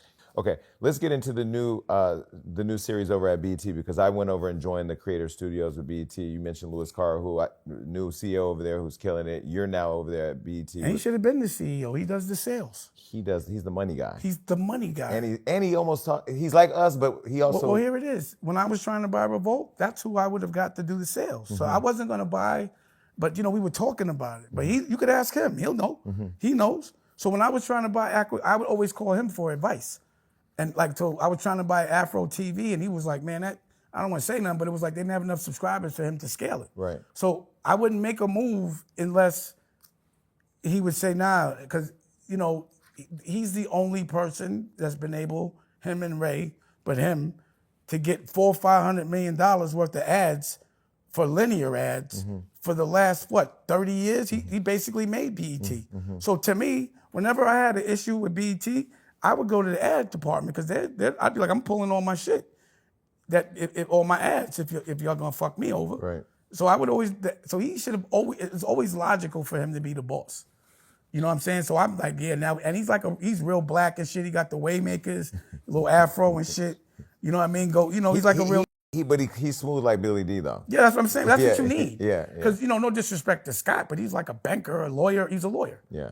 That was running it before. Yeah. It wasn't like a reflection of like... You're talking about Scott Mills. Yeah. Yeah. And again, I spoke to him once about acquisition of BET. The deal didn't make sense. Mm-hmm. It's not like when someone says they're going to buy a television network, it doesn't mean their money. It means they're sophisticated and savvy enough to go raise it based on certain scenarios, in the financial world. That's all it means. Mm-hmm. So that's why you'll notice that most of the people that were running these TV shows are lawyers, is because they know how to structure deals. Mm-hmm. But they have no understanding of the creative process. Mm-hmm. And that's why the industry is going down, because deal makers have been the ones that are running the companies, not creatives. Now, tell somebody to say that's dumb, that knows this business. Mm-hmm. They tell me I'm stupid. So OG Stories at BET, what's that talk show going to give us? It's not a talk show at all. It's a docuseries. And you want me to show you a trailer? It's the first tranche of My Paid in Full. So it's the docuseries, and this season's called My Paid in Full. And it basically follows the coke from Colombia all the way down to Harlem, to everybody that was involved when I used to sell drugs. And these are my friends that are because the ones they don't talk about are the successful ones that didn't end up dying and going to jail. And these are people that made it out? That made it out. Okay. So I'm interviewing them and telling their story. Is Desiree in there? Why would she be in there? It was a joke. But why that? We can cut that out. You want to play? You don't have to, but the thing is, the stuff that's affiliated... Because some people make it out, I think... Listen to me. Yeah. Some people, what's alleged with them is, if it's true, you don't want a problem with the feds. Mm-hmm. So please, don't get me hot. Okay. Those jokes, they're petty over there. I don't want the feds fucking with me anymore. Okay. That's why. So the rumors are we deal with the feds, right? Mm-hmm. So if anyone, Vlad, alleged, all of that, that means if it's true, yeah, then I have problems. That means the feds are all over me, right? Mm-hmm. So that's why I prefer you not do that. Okay, got it. Like, So the people, you see, I'm minding my business. I'm gonna listen to my rock and roll. I want to open my studios, my members only clubs. I just want to be creative. I don't care about that world. It's made to distract. But in the docuseries, when you're following these people who made it out, these are people that were heavy in it, but now they're on the other side. Are they telling those experiences they went through when they were in it? How they got there. Yeah. But intricate ones, like what you're thinking, not glorifying it, so you can learn from it, and how they transitioned out. But they went through some hellified shit. So my brother Jay Black, did you see Paid in Full? I haven't. That's gay. Oh wait, I have seen Paid in Full. It's been a while. I've seen it. I don't really watch a lot of stuff. I did see Paid in Full. I don't remember it though. That's gay. Okay, I'll take that one. We can't even talk about I'll this. take that one. I'll take that one. I'll take that. You know, if you didn't see Paid in Full and you talking No, I have seen Paid in Full. That's what we beefing about. Wait, I've seen Paid in Full, but it's not go like watch Paid in Full. It's not like I have Go Boys watch in the Paid in Hood, Full. Colors, and everything. Go on watch. repeat. I don't care about all that. I'm talking about Paid in Full. Okay. No real. I will watch Paid in Full today just And so then we'll talk about it at the studio. Okay, perfect. And then we could have a better conversation. And I'll do you one better. Yeah. Because I'm definitely not homophobic. We can go to my studio and we'll watch the episode. Okay. And I'll let you get the exclusive. Okay. Because I gave you such a hard time. Pause. But I just think that shit is bothering me right there. It's hard to talk. You got me looking at it. That's fucked up. I think that's like a gay test right there. So if a nigga looking over there and grins, then you know you got him or some shit. It's some old. You didn't give me a hard time. You gave me a great interview. I think you're a great interviewer. I think you're a great guest to have. I won't lie. Even though you hate Charlamagne and he secretly is trying to destroy you, I love that back and forth. It was entertaining. Yeah. But that's what the interviews are supposed to be. Didn't bother me. He was Obviously, you're not homophobic. You know, a couple undertones, but no. You know, I think that no. Don't pink light. You're a pink lighter. You're a pink lighter. Hey, pink lighter's funny. No, it's true. Okay, wait. Can I go back? I do want to say one thing. Okay. Pink light. Wait, that's who Jason Lee is. When I said this, he said pow pow. Wait, can I say something? Now you're right. Crazy, you know what? Earlier you said something. I didn't know Aaliyah, but she was the most beautiful. I only met her twice. Yes. She was the most beautiful girl, nice. She smelled good. All I remember is how positive she was. I met her the first time in San Jose when she was watching MC Light. She was on the side of the stage like a fan watching Light, and it was like, she was just so nice and sweet. Every time, I only met her twice. So let me ask you a question. Why you think she was in love with me and I was in love with her? The reason I must be an angel. I'm not going to go there. Angels only love, she's not going to love a devil. I will say, I did love your love story because of how protective you were when you're with her and when she died. Because I do feel like, you know, there's moments in life where we all remember. I was in love, bro. My heart was broken. Yeah. My heart's still broken. You never lost, like that was, I was never prepared to be, I fell in love with her by accident. And it was a feeling I never knew could exist, and it got taken from me. How did you two even connect? Because you're very different. It was you were always like this? Like on like energy like that? Yeah. Okay. You're from Harlem? Because she, honestly, so many people have portrayed themselves as real, and when she got with one, she just, you know, a lot of people abused her. You know, that's another thing. I'm like, man, she was a kid. And it was the shit that she was a woman when she was with you. Absolutely. Yeah. But she was a kid when they fucking destroyed her. And a grown man was, you know, doing all type of foul shit as a child. For me, when I hear about that type of shit with other people, because it hits hard, I saw what it did to somebody, and when she finally got happy, she died. Like, no one's prepared for that shit. But like, it's not like a girl that I used to fuck with. This was like, this probably. I mean, y'all were. We saw y'all as like on the way to getting married. We were. Yeah. Like, it only because of our, like, we didn't want to love each other that much. We just loved each other so much because we were so on the same sheet of paper. And, you know, again, what happened was, there was a photo shoot. This is how it really happened. There was this photo shoot in the Vibe. It was the It Girls. So it was Natani, Kadada, Bijou Phillips, and Aaliyah. And they were like the It Girls. Y'all weren't around. Y'all wasn't outside, but that crew was running shit. And there was a photo shoot. So Natani was like my best friend. Like, I always had girls as best friends. And she was the model that was killing it because her mother does all the shows. So she always had a spot. But she was the hot chick in the city. Like, she would throw parties with Giselle. Natani ran shit. So I went with Natani and Aaliyah was there, and Kadada was there, and Bijou was there. And I have the pictures. I had this red shirt on because I had the first tennis chain. I was the first one. So I had the tennis chain on, had the red Nikes, high top ball headed, and we talked all day. But what we started to talk about is this book. Kadada induced this book, The Seed of the Soul. And it's funny because I hear Jay always saying that's his favorite book, and that's like, I'm the one that put you and the whole crew on that, and you still saying that's your favorite book. But if you believe in that shit, it's not gonna work out for you. So we, after that photo shoot, we went to the bookstore, we all bought the book and read it, and we had like a book club.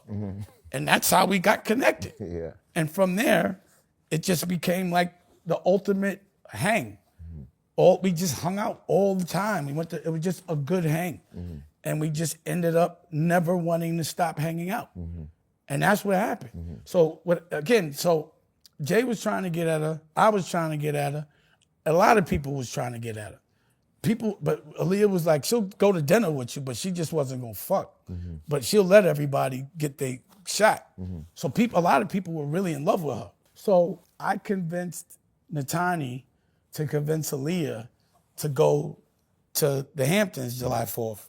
And we all rented a house there, me and Jay. Was that when they did that white party? Yeah, that's that party that they're like, we're at Puff's party. So at that time, it was up for grabs. So me and Jay, we all both throwing in our bid. Wait, but did you both know you were putting your bid in? Yeah. Okay. Hell yeah. But it wasn't like, until someone scores, it's on. You know how it is. Yeah. So, and I was just on fire. Like I was just funny and everything was landing. It was just. But were you doing that because you knew, like, because y'all were in love? Not until after. Okay. But you didn't know you were gonna, like. I didn't know I was gonna fall in love. I just wanted to smash. Okay. You feel me? So I was just trying to get that on my jacket. Yeah, you feel me? Yeah. So, that night at Puff's party, I think because everyone was so corny, and what it was because you see those pictures like Jay's, over, and that's how I was. Like I didn't even want the people to know, and I guess Jay was like, "I'll take that, like make it look like he was fucking with her." All right, but I'm going home with her. Yeah. You know what I mean? So that was the same night. Those pictures of that was all the same night. Oh wow! And then we left early, and and I remember because I'm not gonna say a name, but it was a girl that used to work for us. You probably know her, and she was like, "Damon, fuck me," because she was drunk. And I was like, "Get the fuck out of here, you drunk." And she was like, "You're a fucking bitch. You better come fuck me." And I had Aaliyah upstairs. I'm at the stairs like, "Yo, I'm telling Shaka, you too drunk." And then she had to go get help after that. And then, we did what happened. And I remember going down the steps and telling Jay, and it wasn't the usual reaction. Like, "Oh, okay," it was like, this is gonna be bad for me. And because all his friends knew he was, so they teased him over that. But you guys locked in after that. Nah, he went and did a project with R. Kelly. We locked out. No, you and her locked after in. that, That's yeah. what I'm saying. No, after that it was I mean, you guys were almost inseparable. Inseparable, yeah. bro. Every second. I think that was the only time I did not want, I just, again, to her, everyone was corny. Yeah. To me, everyone was corny. Yeah. To Kadada, everyone was corny. Yeah. So like we were like a team that was just like, and we all had experienced everyone's corniness. Out of a book club. So we would, out of a book club, Crazy. and we would just laugh at how stupid everybody was.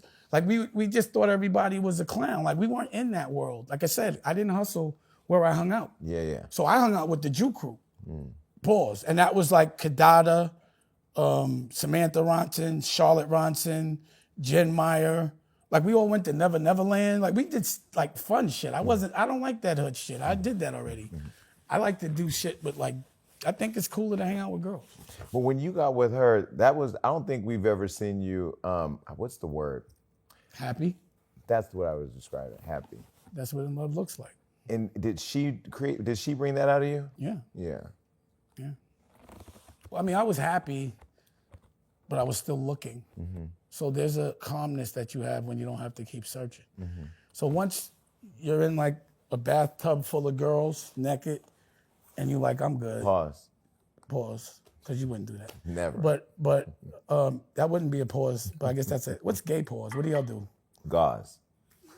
That Gay sounds. pause. That's We're gay. just Gauze is crazy. You said pink lighting. That's the new. I'm gonna use that shit. I know you are. You're pink lighter. So what I'm saying is, once you like, because there's girls everywhere, and you're like, I'd rather not fuck it up than you know you in love. So once I wasn't like titties didn't distract me no more, and vagina, and I was just like, I just want to be with my girl. I ain't gonna say I was, I was still fucking off. The last time I saw her was at the video, and you were there? Yeah, that's why I was hot. I was mad because I told her, don't do that video. Because I knew Hype was going to he always does this. So he always says, let's do another scene somewhere else so he could get your budget. And I knew it because he just done it with Big Pimpin'. So I was like, nah, and I had to go home because I had my kids with me. So I rented this house, and I had all my kids with me, my nephews and shit, and my son. And I was going down there because Freeway and the state property were, I had them in the house doing an album. And her favorite artist of Roc-A-Fella's was Freeway, which is why I did my rock and roll project with Freeway, because that was her favorite artist. And I also think he's a rock star. That's why I was down there. I was at the video set. There's pictures of me there and all that shit. She's wearing a Roc-A-Fella chain. So we had got into it. I'm like, I told you she was gonna do this. She's like, I just gotta do it. It's a way longer story than that, why she had to do that video. And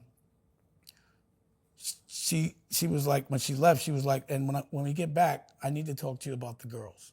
Because before that, she didn't care about the girls because we didn't have this commitment to each other. It was as long as she was the queen when I was there. But that was the first time that she did say anything about that. Was the other thing about Aaliyah. She was so confident that she didn't care about girls around me. She actually liked it. That's the circumstance I met her. So she knows girls like me, and I like girls, and I'm just not that comfortable around dudes. I don't trust them. So that was the first time she had ever said, like, we're gonna talk about the girls when I get there. And I was like, and I had one other argument with her, and it was about, she was like, when she first came home from Australia, she was like, because we had made this agreement not to fall in love. Like, we were like, we can't fall in love with each other. So when she came back, because we knew I didn't want to fall in love with an R&B singer that has to do kissing scenes with and be in studio. That's the furthest thing from what I want for my wife. Like, for another man to have that kind of time. And for people who are growing up in the era where they don't know Aaliyah or don't remember, she was like the baddest. Yes. And that's why she was with me. When the coolest tells you the coolest, it's hard for you not to get very confident. But either way, when she first came back, she was like, I think I want to tell you I love you. And I was like, I thought you didn't want to do that. And she got upset. And then I was like, all right, I love you. And that was it. That was the only time we ever had an argument. I don't know if I wasn't with her long enough to have one, but I don't have any memory of any bad moment with her. I don't have a memory of being upset with her because I didn't get a chance to. It's a gift and a curse. Maybe something would have happened down the line that we hated each other and then I didn't care. But I got the fall in love, like, and I wouldn't change it because I would have done anything. After I know what I experienced, if I would have never experienced that kind of love, I would never know how to identify it or the signs. So that's why with women, I just look for signs. That's what I was telling you. I'm like, I don't even fuck with a girl unless I could see Aaliyah in a girl. Unless I know that Aaliyah would like her and be all right with her being around, even if she was here in the physical. Because Aaliyah never stopped me from hanging out with girls because she knew she doesn't want, your girl doesn't want you around a bunch of dudes. Because what are dudes doing? They running around trying to get ass. A girl wants you around. You know what happens with the girls, with my girl? They all report back to her. You understand what I'm saying? Like, and I want to clear this up. There was some rumor about the Queen of Harlem, who's my, she's one of the people that the story's about. She runs Harlem, and you'll know about her later. But I guess somebody out there, my girl told me about it, said that my girl Rocky was mad because I was fucking with the Queen of Harlem, and about my son and all that, and Queen of Harlem went crazy, and I was like, shit, I wish. But the difference, because it's definitely not the truth of it, but just Queen of Harlem is fine. Like, God damn, wait till you see her. She's ridiculous. I wish that was the case, but the only way my girl would have been mad is if I didn't bring her home. You understand what I'm saying? Like, if I just would have, because I don't cheat on my girl. You know what I'm saying? Or we just have we have a great relationship, but that's bullshit. It bothered the Queen of Harlem, I wish I did, but dead all those rumors now. That's my son's godmother. You know, and I was telling her, like, you can't let that type of shit bother you. And she was like, well, this is my neighborhood. I know these people. They can't just be saying that, and I'm not gonna let nobody say nothing about my godchild. She really loves my son, Dusko. This is the first time I've ever been able to raise a kid with the mother. You know what I'm saying? So, you know, there's always gonna be rumors. And I want people to understand that I'm a rock star. I ain't no fucking a teacher, or I don't have to work for, I am a rock star, but I'm a family rock star. But I'm never gonna violate a woman or her trust. I'm very honest. You know what I'm saying? So if I'm gonna get with a woman knows I'm a rock star. But she's gonna be comfortable with the women, so comfortable that the women don't even wanna fuck with me because they too cool with her. So she gets comfortable with the girls. It's the greatest. I think girls need to practice that shit, because then there's a loyalty between girls. You know what I'm saying? So every girl that works with me and all that shit, they all my friends. And I'm not saying they're my friends. You understand what I'm saying? And they all get cool with Roc. And if something was gonna happen, it's not gonna happen without all three of us. Right. Because it's 2020 fucking 5.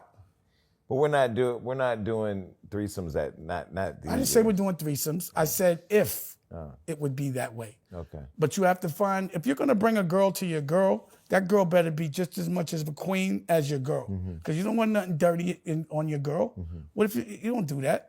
So I'm not saying that it happens all day, but I'm saying that if I'm gonna do that, that's the only circumstance. She'd have to approve it, and we'd have to join. But I'm saying in this day and age, I think that's better than cheating or getting a hooker or any one of those things, and it's very respectable. So you talk. But I would never. That's not happening with the Queen of Harlem. That's what I was making it then. Yeah. That's not happening with the Queen of Harlem. So we're shutting that rumor down. And she's like, I respect her more than anything in the world. And I don't want that relationship compromised because stupid perception. Like the relationship she has with my son, that's my first son, my first child to mess with a black girl. He's 5 years old. His girlfriend is black because he spends so much time with the Queen of Harlem. I'm like, you gotta stay in his life. He needs that fundamental. You know, so I just don't like when shit like that happens, when I have a good thing, a good family environment, and because I'm a rock star, you might try to say something's rock star happening that's not, if you can follow what I'm saying. That's all. So I wanted to get that clear for the Queen because I know she was bothered about it. So let's go back really quick. When you talked about they destroyed Aaliyah. I didn't say they tried to destroy. What are we talking about? Well, when you talked earlier about, I just don't know what happened. I know that a grown man was fucking her and raping her when she was a child. You know, the reason I was asked, I know this for a fact. We had K Michelle here where she said when R. Kelly when all that was happening, that there were mothers in the kitchen cooking. Who do you blame? I'm not doing that. Okay. Without, you know, like I said, it's a very fucked up situation, and it's so many layers of gray areas and smoke. I don't have direct answers. I just go by logic. But there were some things that went on that I didn't like. But at least we were able to see you love her in the most appropriate way, hold her down, not just when y'all were together. I remember pictures of y'all. I mean, you know, obviously you guys were famous and everywhere out in the news at the time. But I like how I really respect how you held her down when she passed away. Because for those fans like me who had been able to meet her and then fall in love with her and then see like she was on this meteoric rise like right at that time. She didn't deserve what happened. Right. And it was a shit and I couldn't protect her. So how do you think that makes me feel? That's what I was going to ask. Who was there for you at that time? Rachel, Stacy, Dash, and her mother, Linda, who died. It was a lot of women that came around that made sure I was all right. So the first person at the door was Rachel. I got very needy when it came to women, and I had them around me nonstop, all day. And they all helped me get through it. So the women helped me get through it.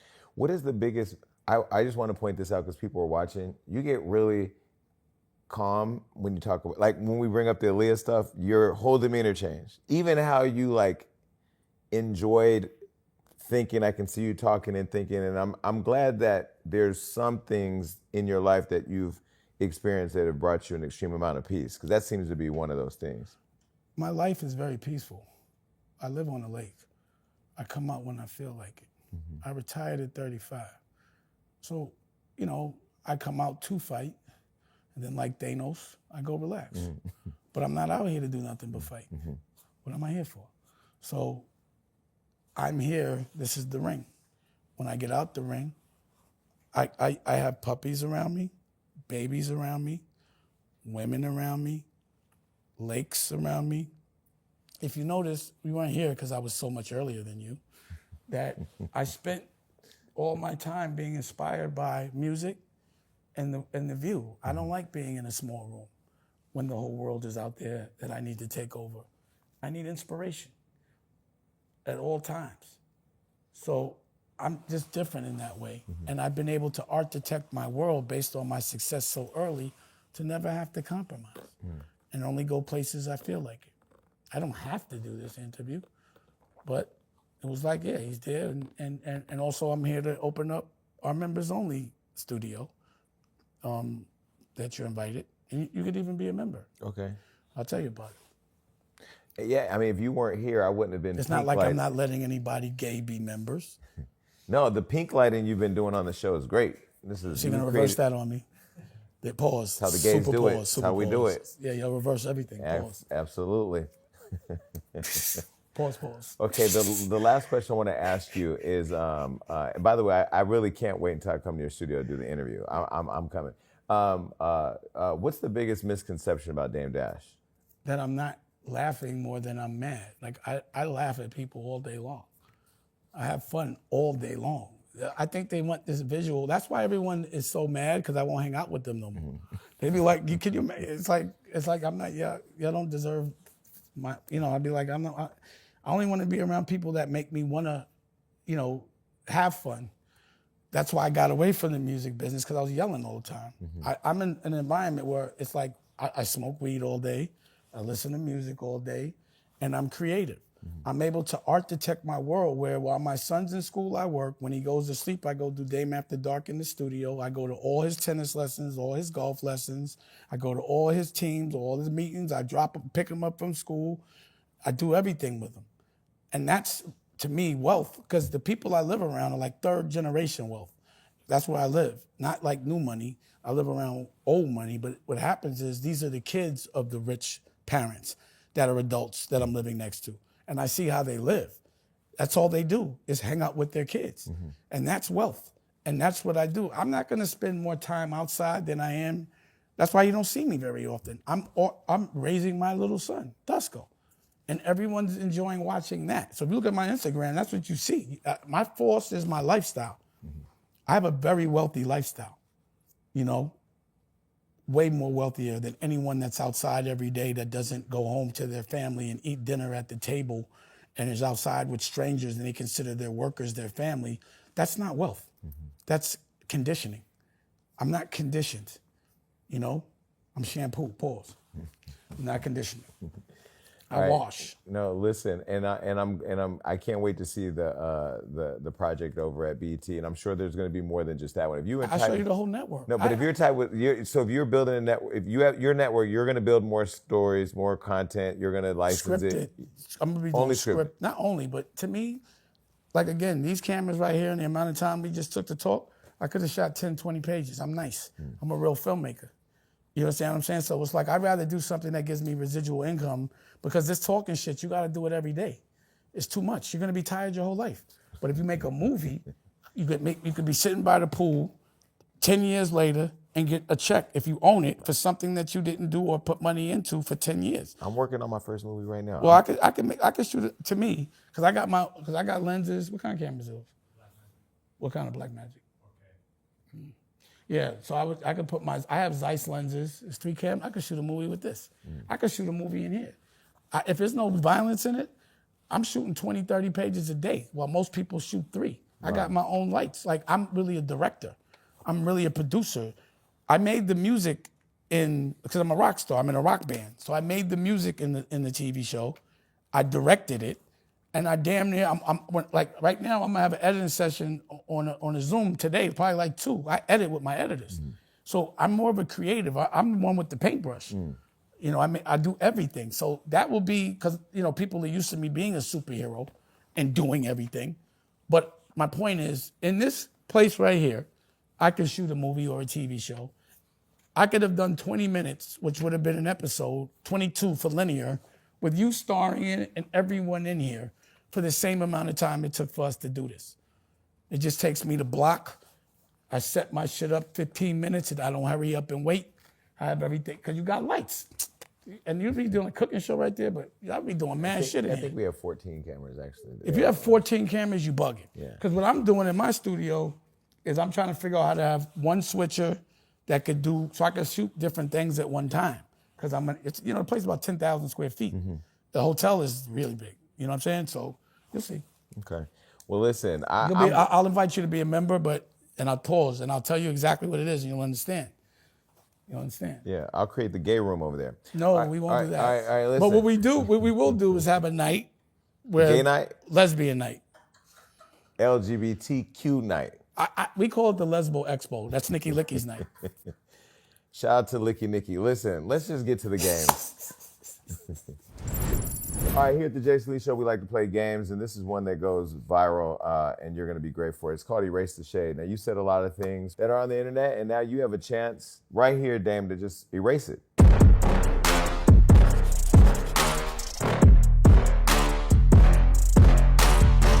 Ready? Mm-hmm. Here's the first one. Your buddy, Charlamagne. After your 2025 interview, you said, Charlamagne, I would advise you not to make up phony sources without real names saying that anything I said was not true or we will have a legal problem. Don't try to compromise my reputation. I have proof to support everything I say, and that will stand up in any court. And that's true. So them saying that I wasn't the chairman of Revolt was not true. And them making all these calls and saying people were saying it wasn't true was not true. And them saying that I didn't have, everything that they were contradicting that was not true, that was making me sound like a liar, I had the proof to support it. So I have all the proof that shows our conversation and saying that I'm only doing this if I can acquire the company, and them saying you should be the chairman, volunteering that. But they were like, for the day, I'm like, nah, my company, I'm the chairman of my company when it's on your platform because it's my content. So I also have sending them back and forth the press release and then them just disappearing. Them saying Cameron has nothing to do with it, but really then Cameron saying that they were setting me up so he would be my executive producer. So that was all a setup. And I'll deal with that. Mm-hmm. I'll deal with it. So you're leaving that there because you stand so behind now, that. Again, logically, I would be like, Charlamagne would probably want you to ask that question. Well, yeah, Charlamagne, let me tell you something. No, and this is to be very clear to anybody watching and you, nobody calls it a known fact. As you know, you're an owner of your content and you license it. Even though you have licensing deals, sometimes people do try to control or we don't do that. And we don't get calls from somebody that say, ask this, don't ask this, don't ask. Charlamagne doesn't even know we're talking. Let's put it like this, right? If one of my friends, was going to interview someone that I have an issue with, they would usually call me and I'd be like, ask him this and ask him that. And I'd say, tell him I said so.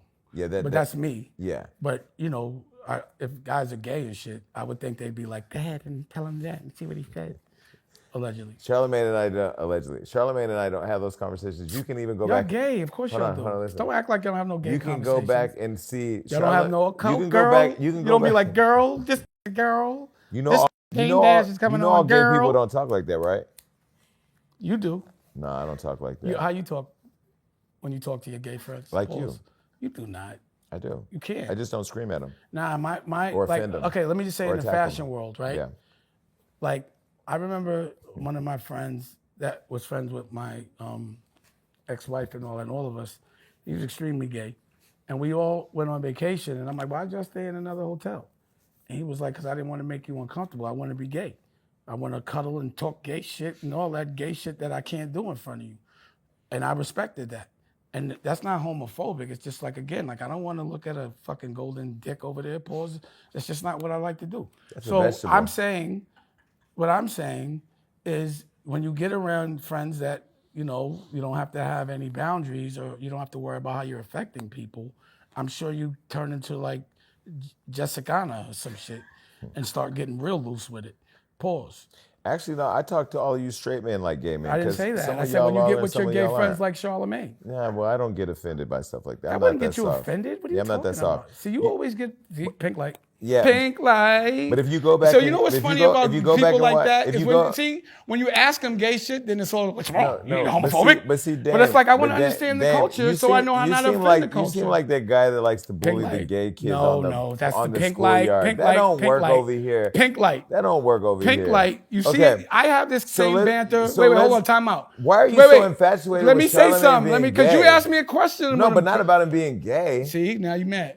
Let's let it go. Charlamagne's not gay. Charlamagne's the straightest man in radio. From a gay man.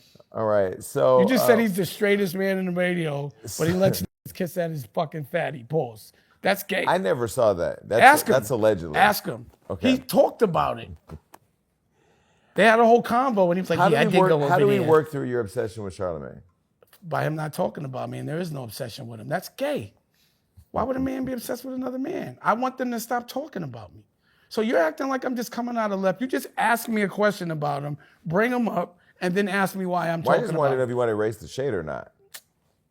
It was still Charlamagne, bro.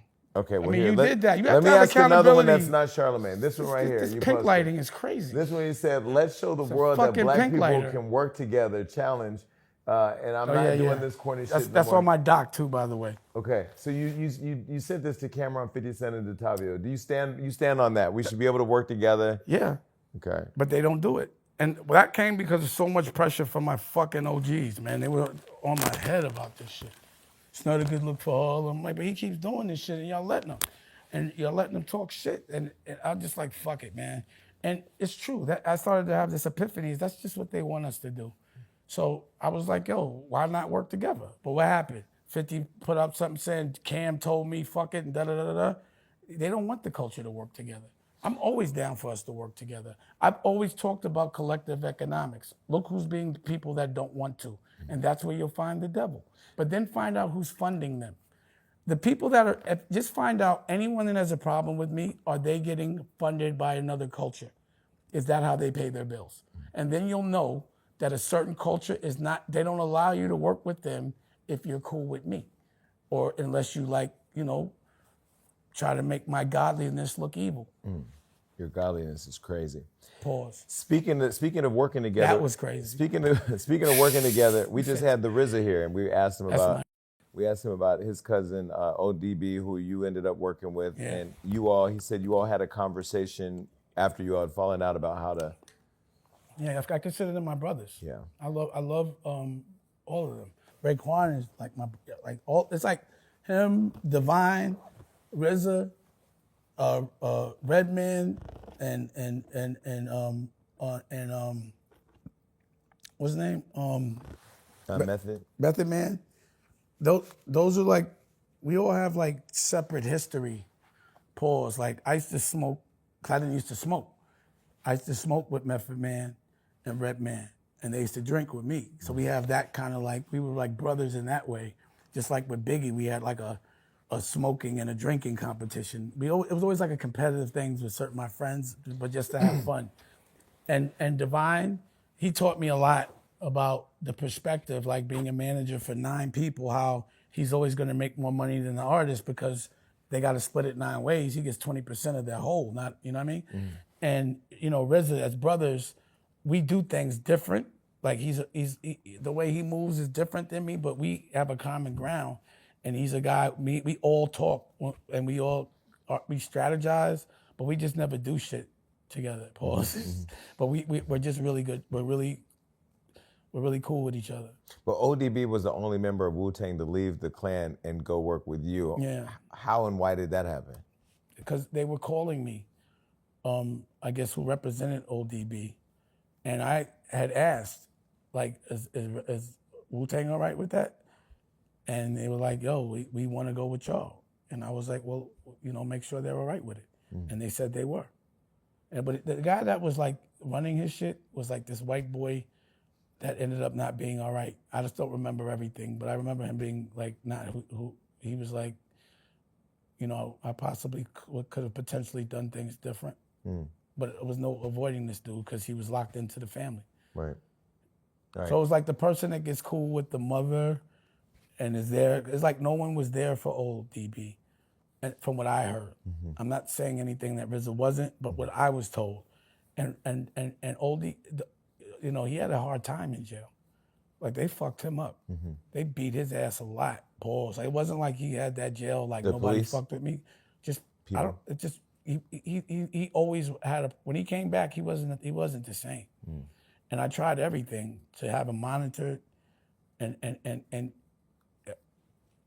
you know, sometimes to get people to be inspired, I try to surround them with what makes them comfortable, and that it was hard to. He was heavily medicated, you know. He was still hearing shit. He wasn't like you couldn't. I wouldn't feel comfortable with him sitting here having a conversation with you for an hour. I remember they wanted him on Howard Stern, and I was like, I wouldn't let him do it unless I was there. And they were mad. And I was like, nah. It'd be like he had issues. But that was less about control. That was more you looking out for him. Yeah, the jail, he had a hard time in jail, to say the least. So he didn't have one of those experiences like he got, from what I remember, it wasn't a good experience for him. Okay, this next one, your Instagram post said, now let's get back to work, and then file bankruptcy. What? That meant that they couldn't sue me no more. Right. So I was like, now that Chris Brown and his team couldn't sue me no more, I could get back to work on my family office, allegedly, you know? Good.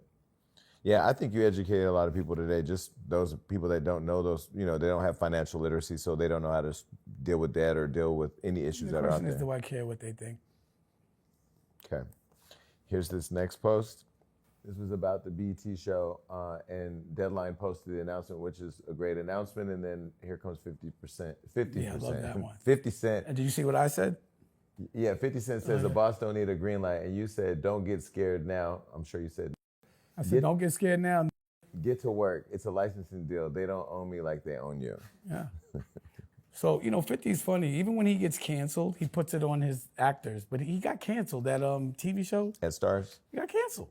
So he makes it like he had no choice if that got canceled or not. But y'all still go for his pivot. Like he puts it on the actor or the kid. It's like, you got canceled. You don't own you're it. talking about BMF with Meech's son. Yeah, like that got canceled, right? That means he got fired. But he twisted it and put it on Little Meech. And y'all went for it. I'm like, but he got canceled. He didn't own it. So they give him a salary. He's admitted it. Now, he doesn't license it. He gets a salary for it. So it opened doors for him. But that's just not the business I'm in. But doesn't 50 just get a kick out of trolling you guys? I mean, everybody plays right back into it. I think the difference with 50 is if it all goes bad, I think Eminem will make sure he's all right. And any call that 50 needs to make, Eminem can make it for him. And they support each other. So for me, I'd be thinking that Eminem is sending him, he's like, you know, and then they put him in a movie as a gorilla, like whatever that shit is, like that's just disrespectful.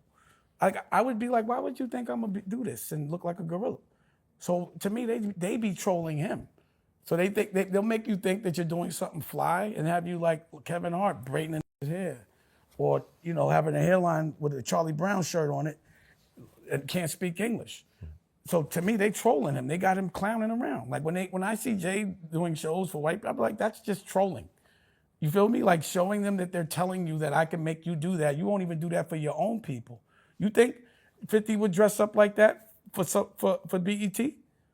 But he'll dress up and like I was like, that's fucked up. They did that to that man. Shaved his mustache, and you saw that role he make him play? I didn't watch it. I didn't see it either, but I'm seeing the new movie, and I'm like, that's the reward? You get to dress up like a gorilla? Yeah. It's fucked up. That's just trolling to me. I think I just don't understand why they dress so funny.